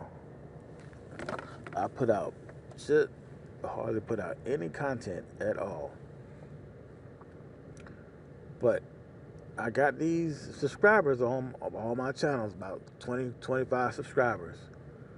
And you know what? I know who it is. It's him. It's his punk ass. So if I ever put out a video about him, he can immediately flag my channel and get it taken down. And I know I'm not the only one he's done this to. All these fucking fake accounts he's created, which are going to be traced back to his punk ass. He created them so he could flag people's channels. Him and his hacking crew. Cause like I said, I know it's just him. There's several of these motherfuckers. Nobody wants to hear, I was doing it for my kids bullshit. Because that's bullshit. You did it for your motherfucking self. You and your hog-headed sow. You did it for yourselves. Because if you cared about your kids, there's no way in the fuck you would have done something like this. Because you know sooner or later your ass is going to get caught.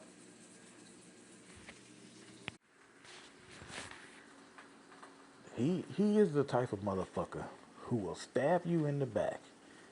And you turn around and you see the knife in his hand with blood dripping. And he'll say, well, what are you talking about? I didn't stab you. I didn't do it. That's the type of motherfucker he is. I think the reason he's been able to get away with the shit he's gotten away with is because he has that dopey voice and he sounds mildly retarded and people wouldn't think that he would be lying. And you know, when you think of retarded people, you think of them as being harmless and well-meaning. And for any liberal who has a problem with me saying retarded, fuck you and drop dead. A word of caution. I know this nigga has several fake accounts and he has subscribed to people he doesn't like or has stolen from, so he can flag their channel. If you decide to use my video, create a completely new account or new accounts with new phone numbers so he can't flag your main channel down. While this motherfucker was out here gaining black people's trust, he was hacking and stealing from them at the same time. And I think I've already said this before, but I'm going to say it again. Anybody that was going to his wife's cake business, sending emails to his wife's cake business, clicking that link, they were probably hacking you too. I mean, why not? Why stop at YouTube? Now listen, when he hacked me, he didn't target me specifically. It was a link he had embedded on his YouTube channel and his YouTube page. So anybody that clicked those links, you got fucking hacked. He didn't target me like he targeted Tommy Sotomayor. It was a fishing expedition. Over the past few years, have any of you all noticed that your computer got real slow? I mean, fucking crawling. You know what that was? That was probably him downloading everything off of your computer. You know, him and his hog-headed bitch, they're proud to be thieves. They are proud to be scammers. They are proud of what they are doing to you. The fact that no one on either side of their families have stepped up to the plate and told the world that they are liars and frauds further strengthens my theory that they are informants, and that the government is allowing them to go around and hack people and spy on them. When I think about it, I think about what he was doing to Tommy Sotomayor. I think that whole thing was a setup. I think he was trying to piss him off so he could get him on the phone and get him to click that link so he could hack him. The whole thing was a damn setup so he could befriend Tommy and gain Tommy's trust so he could hack him. You see what a devious, sick motherfucker he is? Tommy didn't do anything to him, but he wanted to fuck with Tommy so he can hack him. I want to send out a message to Bunny from that Botham Jean case. It would not surprise me one bit if it was him who put out your information and had those racists harassing you. Bunny, if you notice any increase of harassment or funny things happening to your computer after you emailed him, it was him spying on you and harassing you. I mean, shit, I'm sorry, but there's no doubt in my mind that he was spying on you, that he hacked your computer. So this nigga, he was hacking a state witness computers. As far as people stealing other people's comments, he's not the only one that does this type of shit. I've had some of these top liberal shows steal my comments and try to make it look like the idea was theirs. What these morons don't realize, him, the entire hacking crew, is each and every time they hack someone, that is a separate charge. Every time they spied on somebody or listen in on their phone conversation, that's a separate charge. So they gonna have thousands of criminal charges against them. This is for his hacking crew. I'm gonna let Vlad explain to you about RICO laws. Now, Vlad, this is important for the black community. You say you care about the black community, so don't do that copyright thing, all right? I'm not trying to make any money off of this. I'm just spreading the word about what this motherfucker really is. I recently did 2 interviews, okay? One of the interviews I did, and this will be out by the time this part of the interview comes out, it was the Clips' old manager, this guy named Anthony Jeezy Gonzalez. He was caught running like a $20 million drug operation. One of the guys, like his plug, ended up testifying against him and so forth. And he signed a immunity clause for his family because his mother was being charged, his wife was being charged because they were making payments or cashing checks or whatever. So when it comes to a RICO indictment, the $1 connected to it, you're part of it, right? So he actually cooperated in exchange for them dropping all the charges for his family. Okay. I got your family. What you gonna do? Now, do y'all understand that? Anybody and everybody that you have given money to connected to this bullshit, they are involved. They can be criminally charged. Your brothers, your sisters, your cousins, your aunts, all of them. I guarantee you, anybody that he has hacked, he has turned on the cameras on all your devices, and he has watched you go to the bathroom, have sex, watch you with your family and friends. He's watched your kids. Dr. Moonby, if you're not involved in his criminal acts and his bullshit, which is kind of hard for me to tell right now. Right now, I'm about 50-50. Back in September 2018, all those racist attacks, that man may have very well been him fucking with you. All that trash talking about your hair and other nonsense, that may have very well been him. You might find it hard to believe, but that's how sick in the head this motherfucker is. He really enjoys fucking with black people. Because he did something very similar to that to me and Thomas Sotomayor, coming at us with fake profiles and fucking with us. In the past several years, have you lost access to any of your email accounts?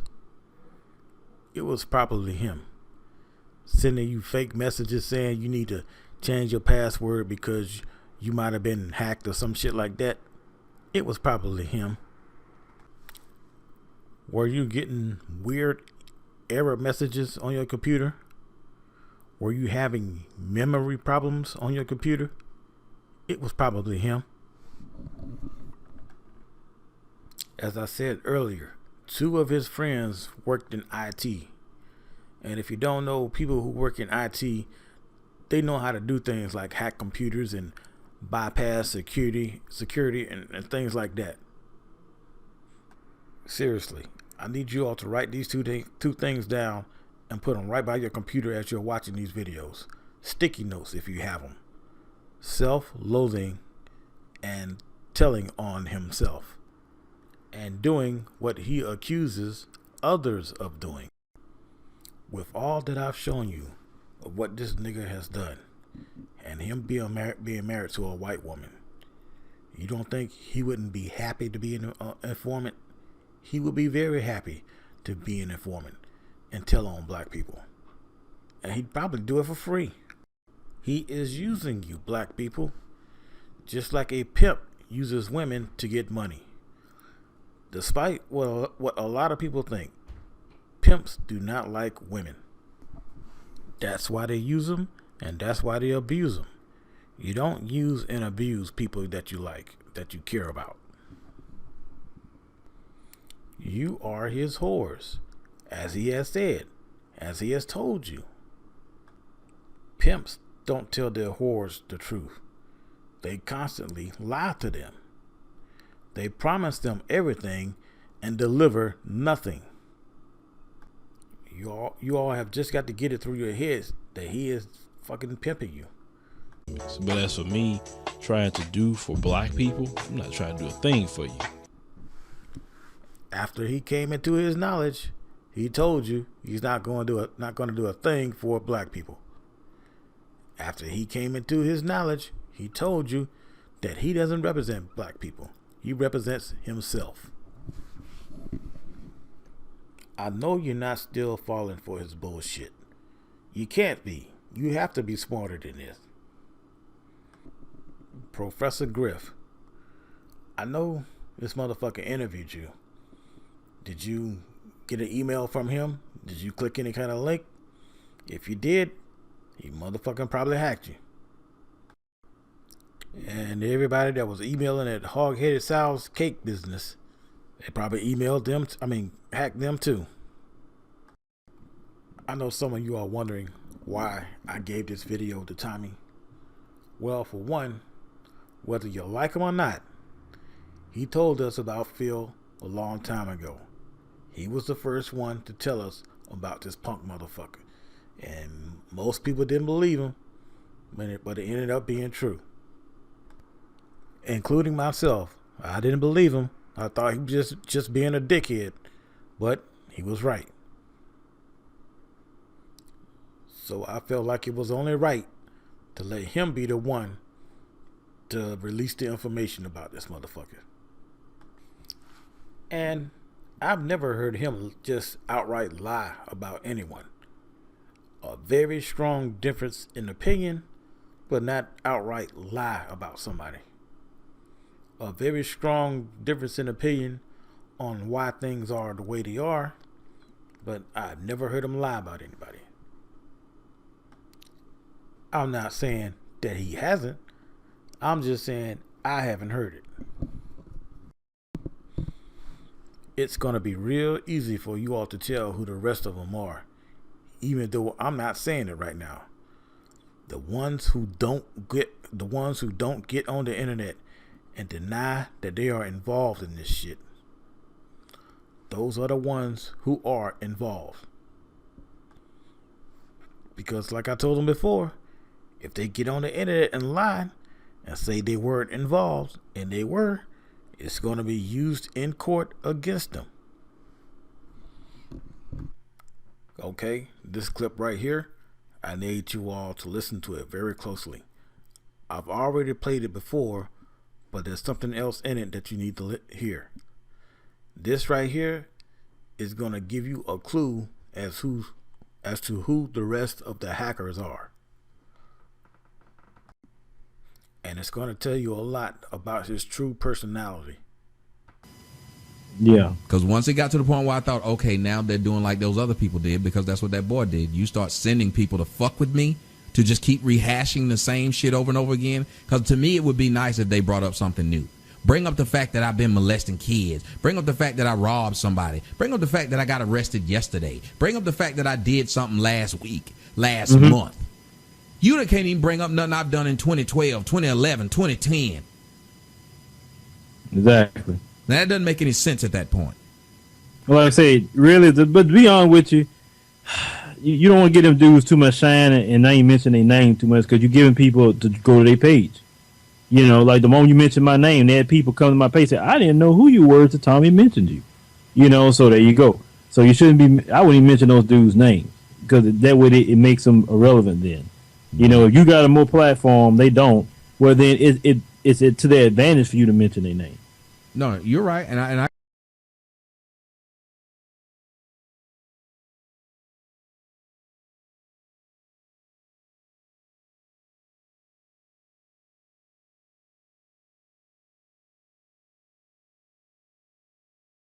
get that. I know it doesn't. It helps them more than it helps me. That's why I typically don't say people's name. I let them do whatever they do. That's why I tell them I can make a video about you, never mention your name, and people will watch it. You can't make a video and not mention my name, and people will watch it. That's their problem, because they're too small. Whenever that Jeannie Burlesque girl, every time she made a video without my name in it, nobody watched it. That's why she started right back putting my name in it. And I said, okay, this is getting old. You keep fucking using my name, we're going to have a problem. Yeah. Okay. Did y'all get that? He does not want to put anybody else on, so to speak. He does not want to give anybody else any shine, because it takes away from him. It takes away from him making money. Somebody might go and look at the other person's videos because he put them on or whatever. So this tells you who the other hackers are, who the other people he is working with, the people he has consistently worked with, not interviewed, but consistently worked with. They are in on it too. because he is not going to put anybody on, so to speak. He is not going to have you watching anybody else's channel unless they are in on it too, unless there is some benefit for him.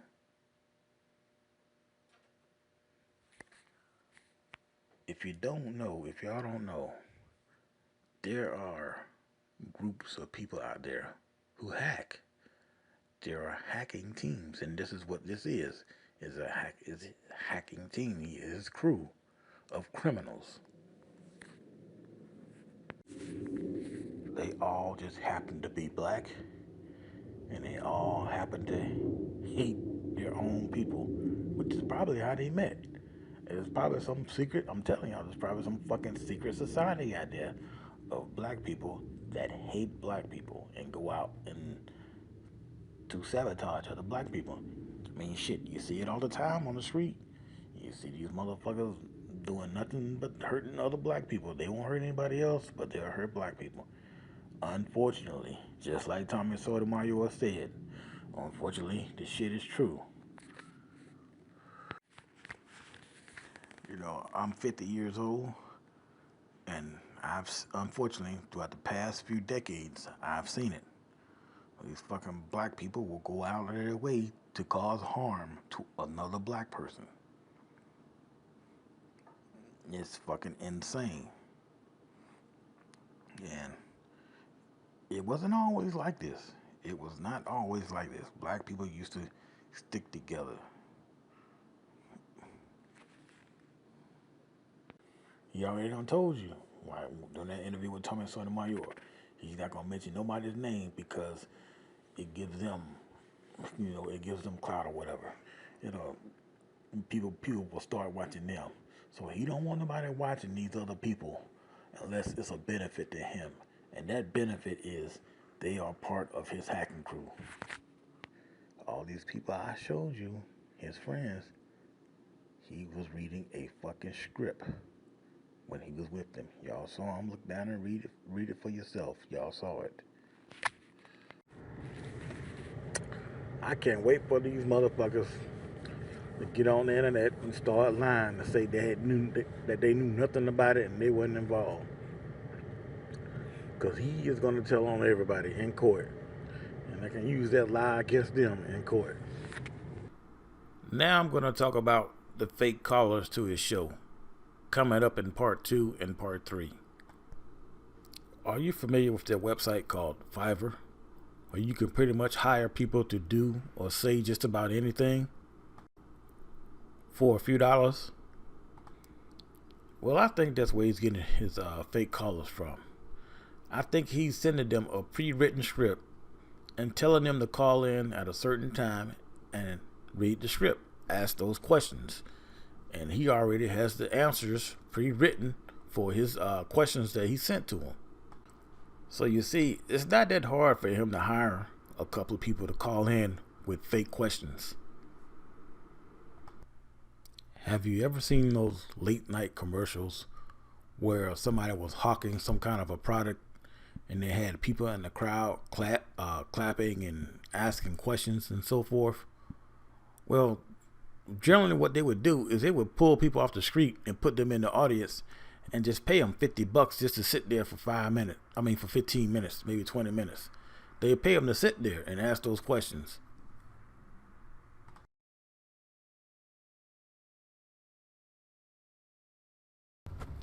Okay, take a look at this picture right here. I know you're saying, it's nothing unusual. Just this punk motherfucker wearing a Raiders shirt. Well, this was when he hacked me. And you know what? Raiders was part of my password. This is this punk nigga fucking with me again. Ha ha. I hacked you and I got your password. Raiders was part of my password. He has never worn a Raiders shirt since then. He is in Texas. Why would he be wearing a Raiders shirt? He's wearing that Raiders shirt because this punk nigga hacked me and he's fucking with me. This comment you see here came from Monty Whitgrain's channel. And when I first saw it, I was thinking, Well, somebody else noticed that Phil changed up in 2014.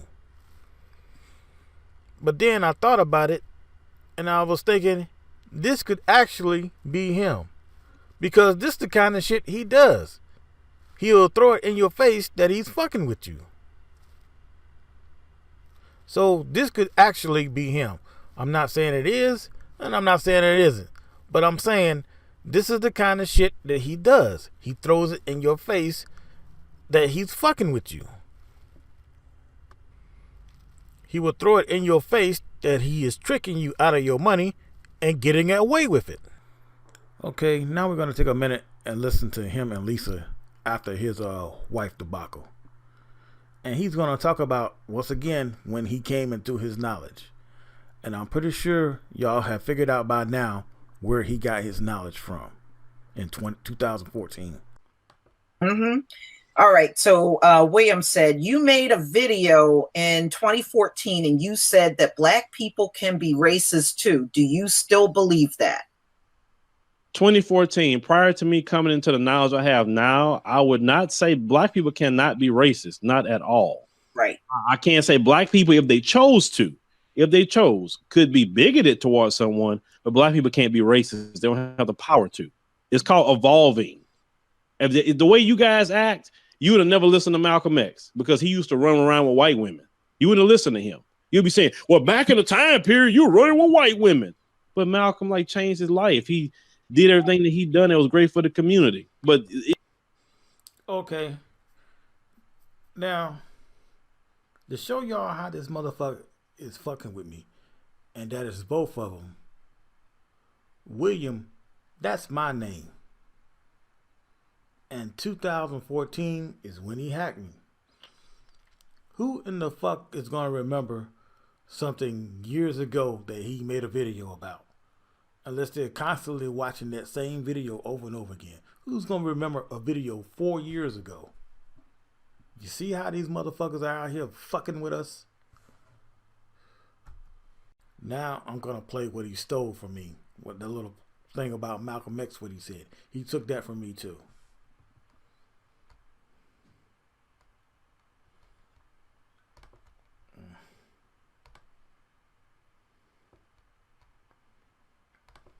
If someone is not like Jesse Lee Peterson, Sheriff Clark, or Larry Elder, if they're not that type of a person, leave them the fuck alone. You shouldn't be bothering them. Those are the motherfuckers you should be trying to talking shit about. I mean, if Malcolm X was alive today, my hero, if he was alive today, even if he was alive today and a young man, you assholes, or even an old man, you assholes will be calling him a coon. Because he said he's willing to work with anybody that can help us relieve our miserable condition. And he didn't care what color they were. And you motherfuckers will be out there calling him a coon.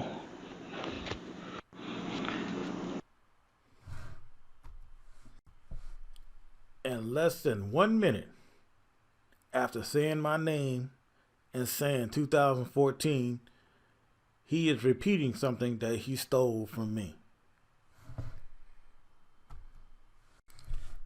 Now, I don't know if I told y'all this already or not, but what these motherfuckers are doing, fucking with people, government agencies do the same shit.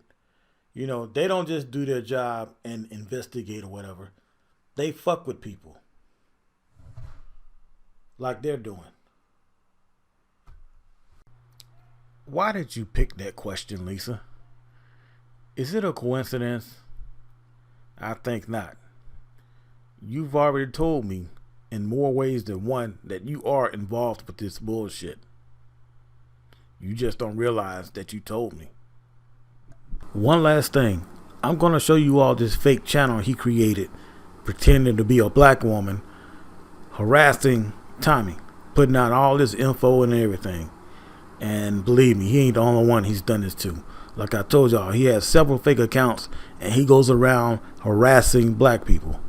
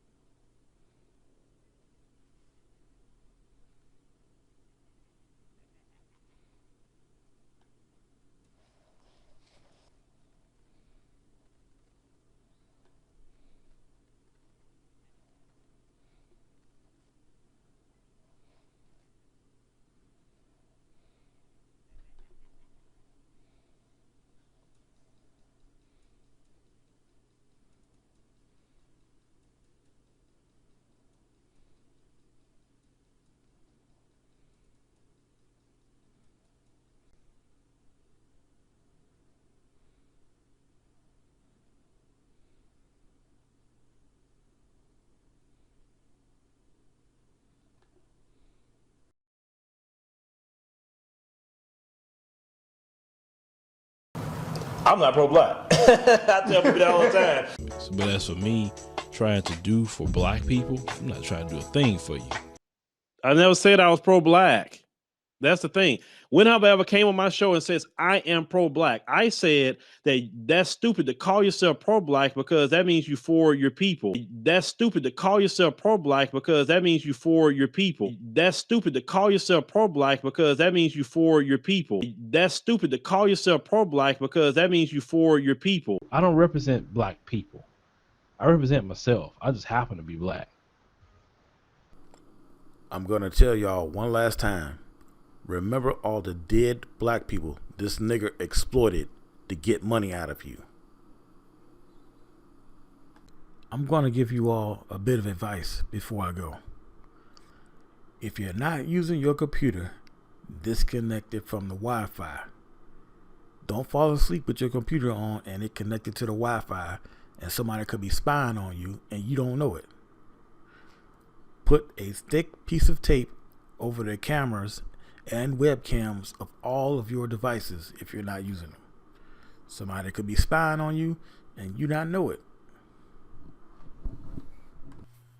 Remember when I told y'all about he might have created fake channels or fake pages and other people's names to start online beefs with people?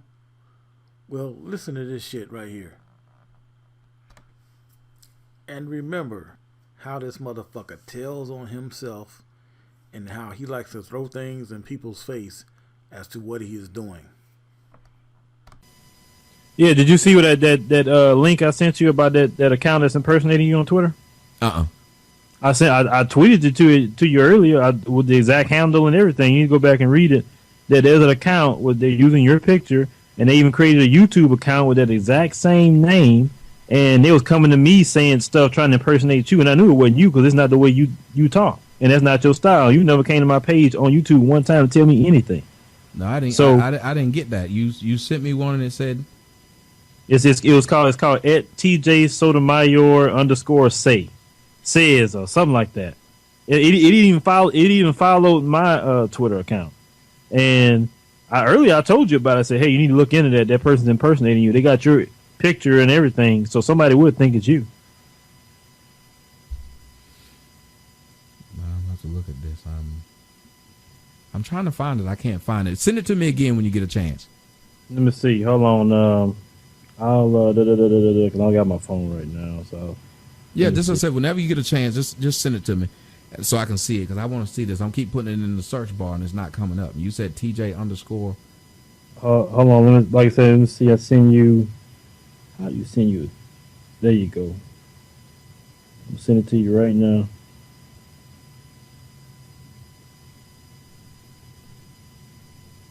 All right, I just sent it to you right now. You sent it on my there it is. Okay. Yeah, that's the name of the account that's impersonating you.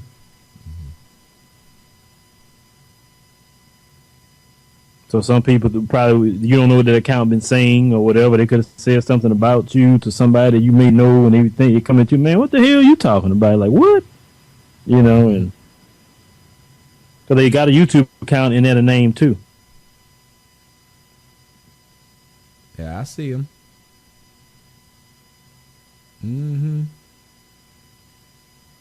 I see him. They're good looking out for telling me about this. Oh yeah, I would have told you about it the first day I seen it, but we wasn't on speaking terms like that. They been had the account up. It ain't nothing new. Oh, this been up at least. Yeah, it's been up at least about, I'm gonna say at least about a week and a half. The first time I seen it, and it came to my YouTube channel, and I said, Tommy. And I said, where did he come from on my page? I've never seen your name not one time on my page. You know, that's why I say let me look into it. And yeah, it wasn't you.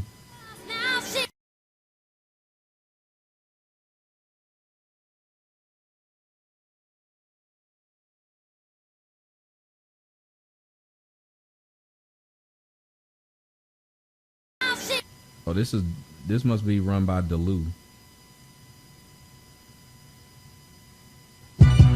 I miss. Yeah, this must be run by Delu.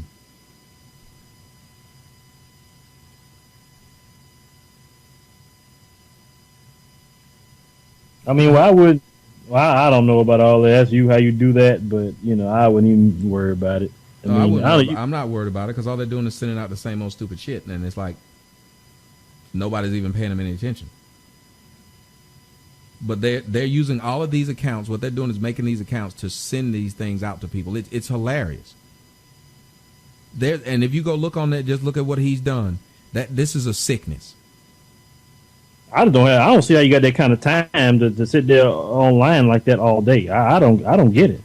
No grown man should ever be able to do this. And now you're using my name to be able to have that. That's sad.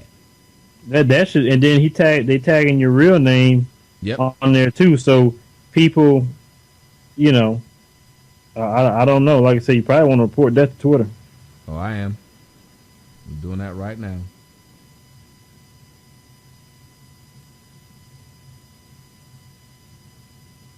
That is a damn shame that somebody would have that kind of time on their hands. That's amazing. And then like you said, they got my real Twitter handle up underneath it. Yeah. So somebody would think, oh, that is him. Now, do y'all understand what he just told you? He creates several fake accounts and goes around impersonating people and fucking with people. He's online all day fucking with people. So, Dr. Moonby, like I told you earlier, if you're not involved with his bullshit, that may have very well been him fucking with you back in September 2018. The same thing for Denver Yard and the Watchmen reports. That may have well been him sending you all those messages, messing with y'all. Y'all heard him tell Tommy, somebody could be impersonating you. You need to check that out. Yeah, him. And it wouldn't surprise me one bit if people have gotten into fights or if somebody has even been killed behind his bullshit of impersonating other people and starting trouble. And I don't know if I showed y'all this already or if it's another part. The videos are so long now I can't remember everything I put in it. But anyway, this motherfucker actually has a video titled "Brother Goes from Hacker to Millionaire." That's him again, throwing it in your face what he's done. He's made millions from hacking and stealing, especially from me. And the shit that he's doing, creating fake pages and shit, getting people to fight each other and things like that, that's the exact same goddamn thing the government was doing to the Black Panthers and other groups, creating fake documents to get them to fight each other, to not trust each other, and to even kill each other. I just thought of something else this motherfucker might have been doing. We all know he likes those dating sites, right? Well, he was probably going on a lot of dating sites, creating fake profiles, pretending to be women, and tricking men into sending him money. And this is something I just want to put out there. Nobody in my family, on either side, has died an early death. Not first, second, third, or fourth cousins, or anybody. And I am not involved in any type of criminal activity whatsoever, or any of that gang crap. Out a list of who the other hackers are, and I have sent that list to several different people. And all the evidence I have gathered against these people, I have sent that to several different people also. I have also given clips of the 2 FBI agents who got in my taxi, who downloaded my phone without my permission or a warrant. I have audio clips of them calling me and asking stupid questions about my past going back damn near 30 years. And that's something I didn't mention to y'all. that the FBI has been spying on me for years because of my online comments. And I've never told anybody that I was going to go out and kill them or any kind of bullshit like that. And I've also sent copies and the email addresses of the emails they were sending me constantly when they were trying to hack my computer. All of this because of my online comments defending black people. This is how I know they're out here stoking black people to leave angry comments and using that as an excuse to spy on us. That's how I know they have these niggas out here who are pretending to be on our side and aren't. And that the FBI is allowing them to hack people's computers and they don't charge them. You know, it's unfortunate for me, but I think there's a strong possibility that I might go to prison for putting this out there. Because people don't know how rampant this Scapo government is. And it ain't just Trump. This shit been going on for decades. They are out here spying on everybody with no legitimate cause. As a matter of fact, I think I'll just go ahead and show y'all the email addresses. So anybody that's out there that's good at tracing email addresses back to their source, and you know they've probably rerouted it a couple of times to make it look like it came from somewhere else or whatever. You can, if you're good at doing that kind of thing, you'll be able to do it. I have a theory. I could be wrong, but I'm going to put it out there anyway. The FBI is recruiting second-generation Africans in America who work in the tech business to spy on black Americans, particularly those from Nigeria.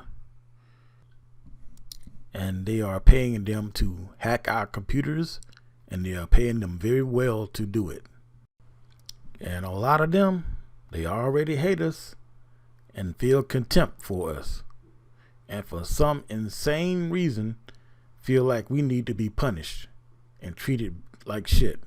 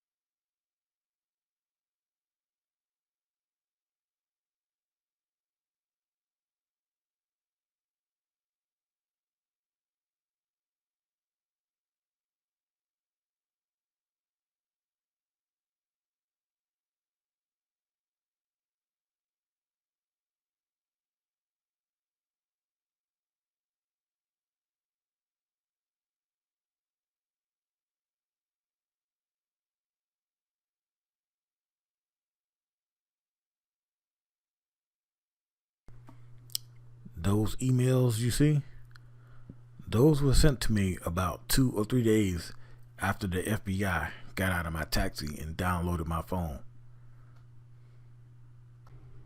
And they were sent from people who I don't email and I haven't spoken to in over 15 years.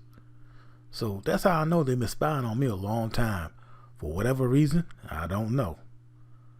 Maybe that black identity extremist label has been up for a very long time. And how do I know they were FBI agents? Because I picked them up from the airport and they told me when I asked them if they were FBI agents, and they said yes. They were in shock and disbelief as to how I knew that they were FBI agents. And I'm still not going to reveal that. They were waiting at the airport for I don't know how long for them to jump in my taxi so they could download information off of my phone. They had been stalking me for a long time for an opportunity to get a hold of my phone and to download it. And I know you're wondering why I gave them my phone. I gave them my phone so they could run the credit card on my Square. And I know they're probably going to try to come up with some bullshit reason to arrest me for putting this out there. the same way they did that brother, and they labeled him the black identity extremist for having an illegal gun when he didn't have an illegal gun. They lied. They outright lied to put him in jail, which is not unusual at all for this government on the state and federal level to outright lie and put somebody in jail and then let the court sort it out whether you get convicted or not, and nothing happens to them for putting you in jail illegally. I know in the beginning I said there was going to be 3 parts, but now I have to do 4, because now I have to say something about the FBI and what they're doing. Like I said before, because of what they did to that brother, they labeled a black identity extremist. I can't pronounce his name. And putting him in jail over an illegal gun, which was a lie, all because he had a black gun club and he taught self-defense to black people. And they threw him in jail over that. Well, you got these white people out here with their militias, and they got fucking tanks and goddamn poison gas, and nothing's been done about that. And this is for the general public. Do you see how easy it is for some government agency to plant things on someone's computer? This is why you're supposed to have a warrant and evidence of a crime, not just you believing somebody is about to commit a crime.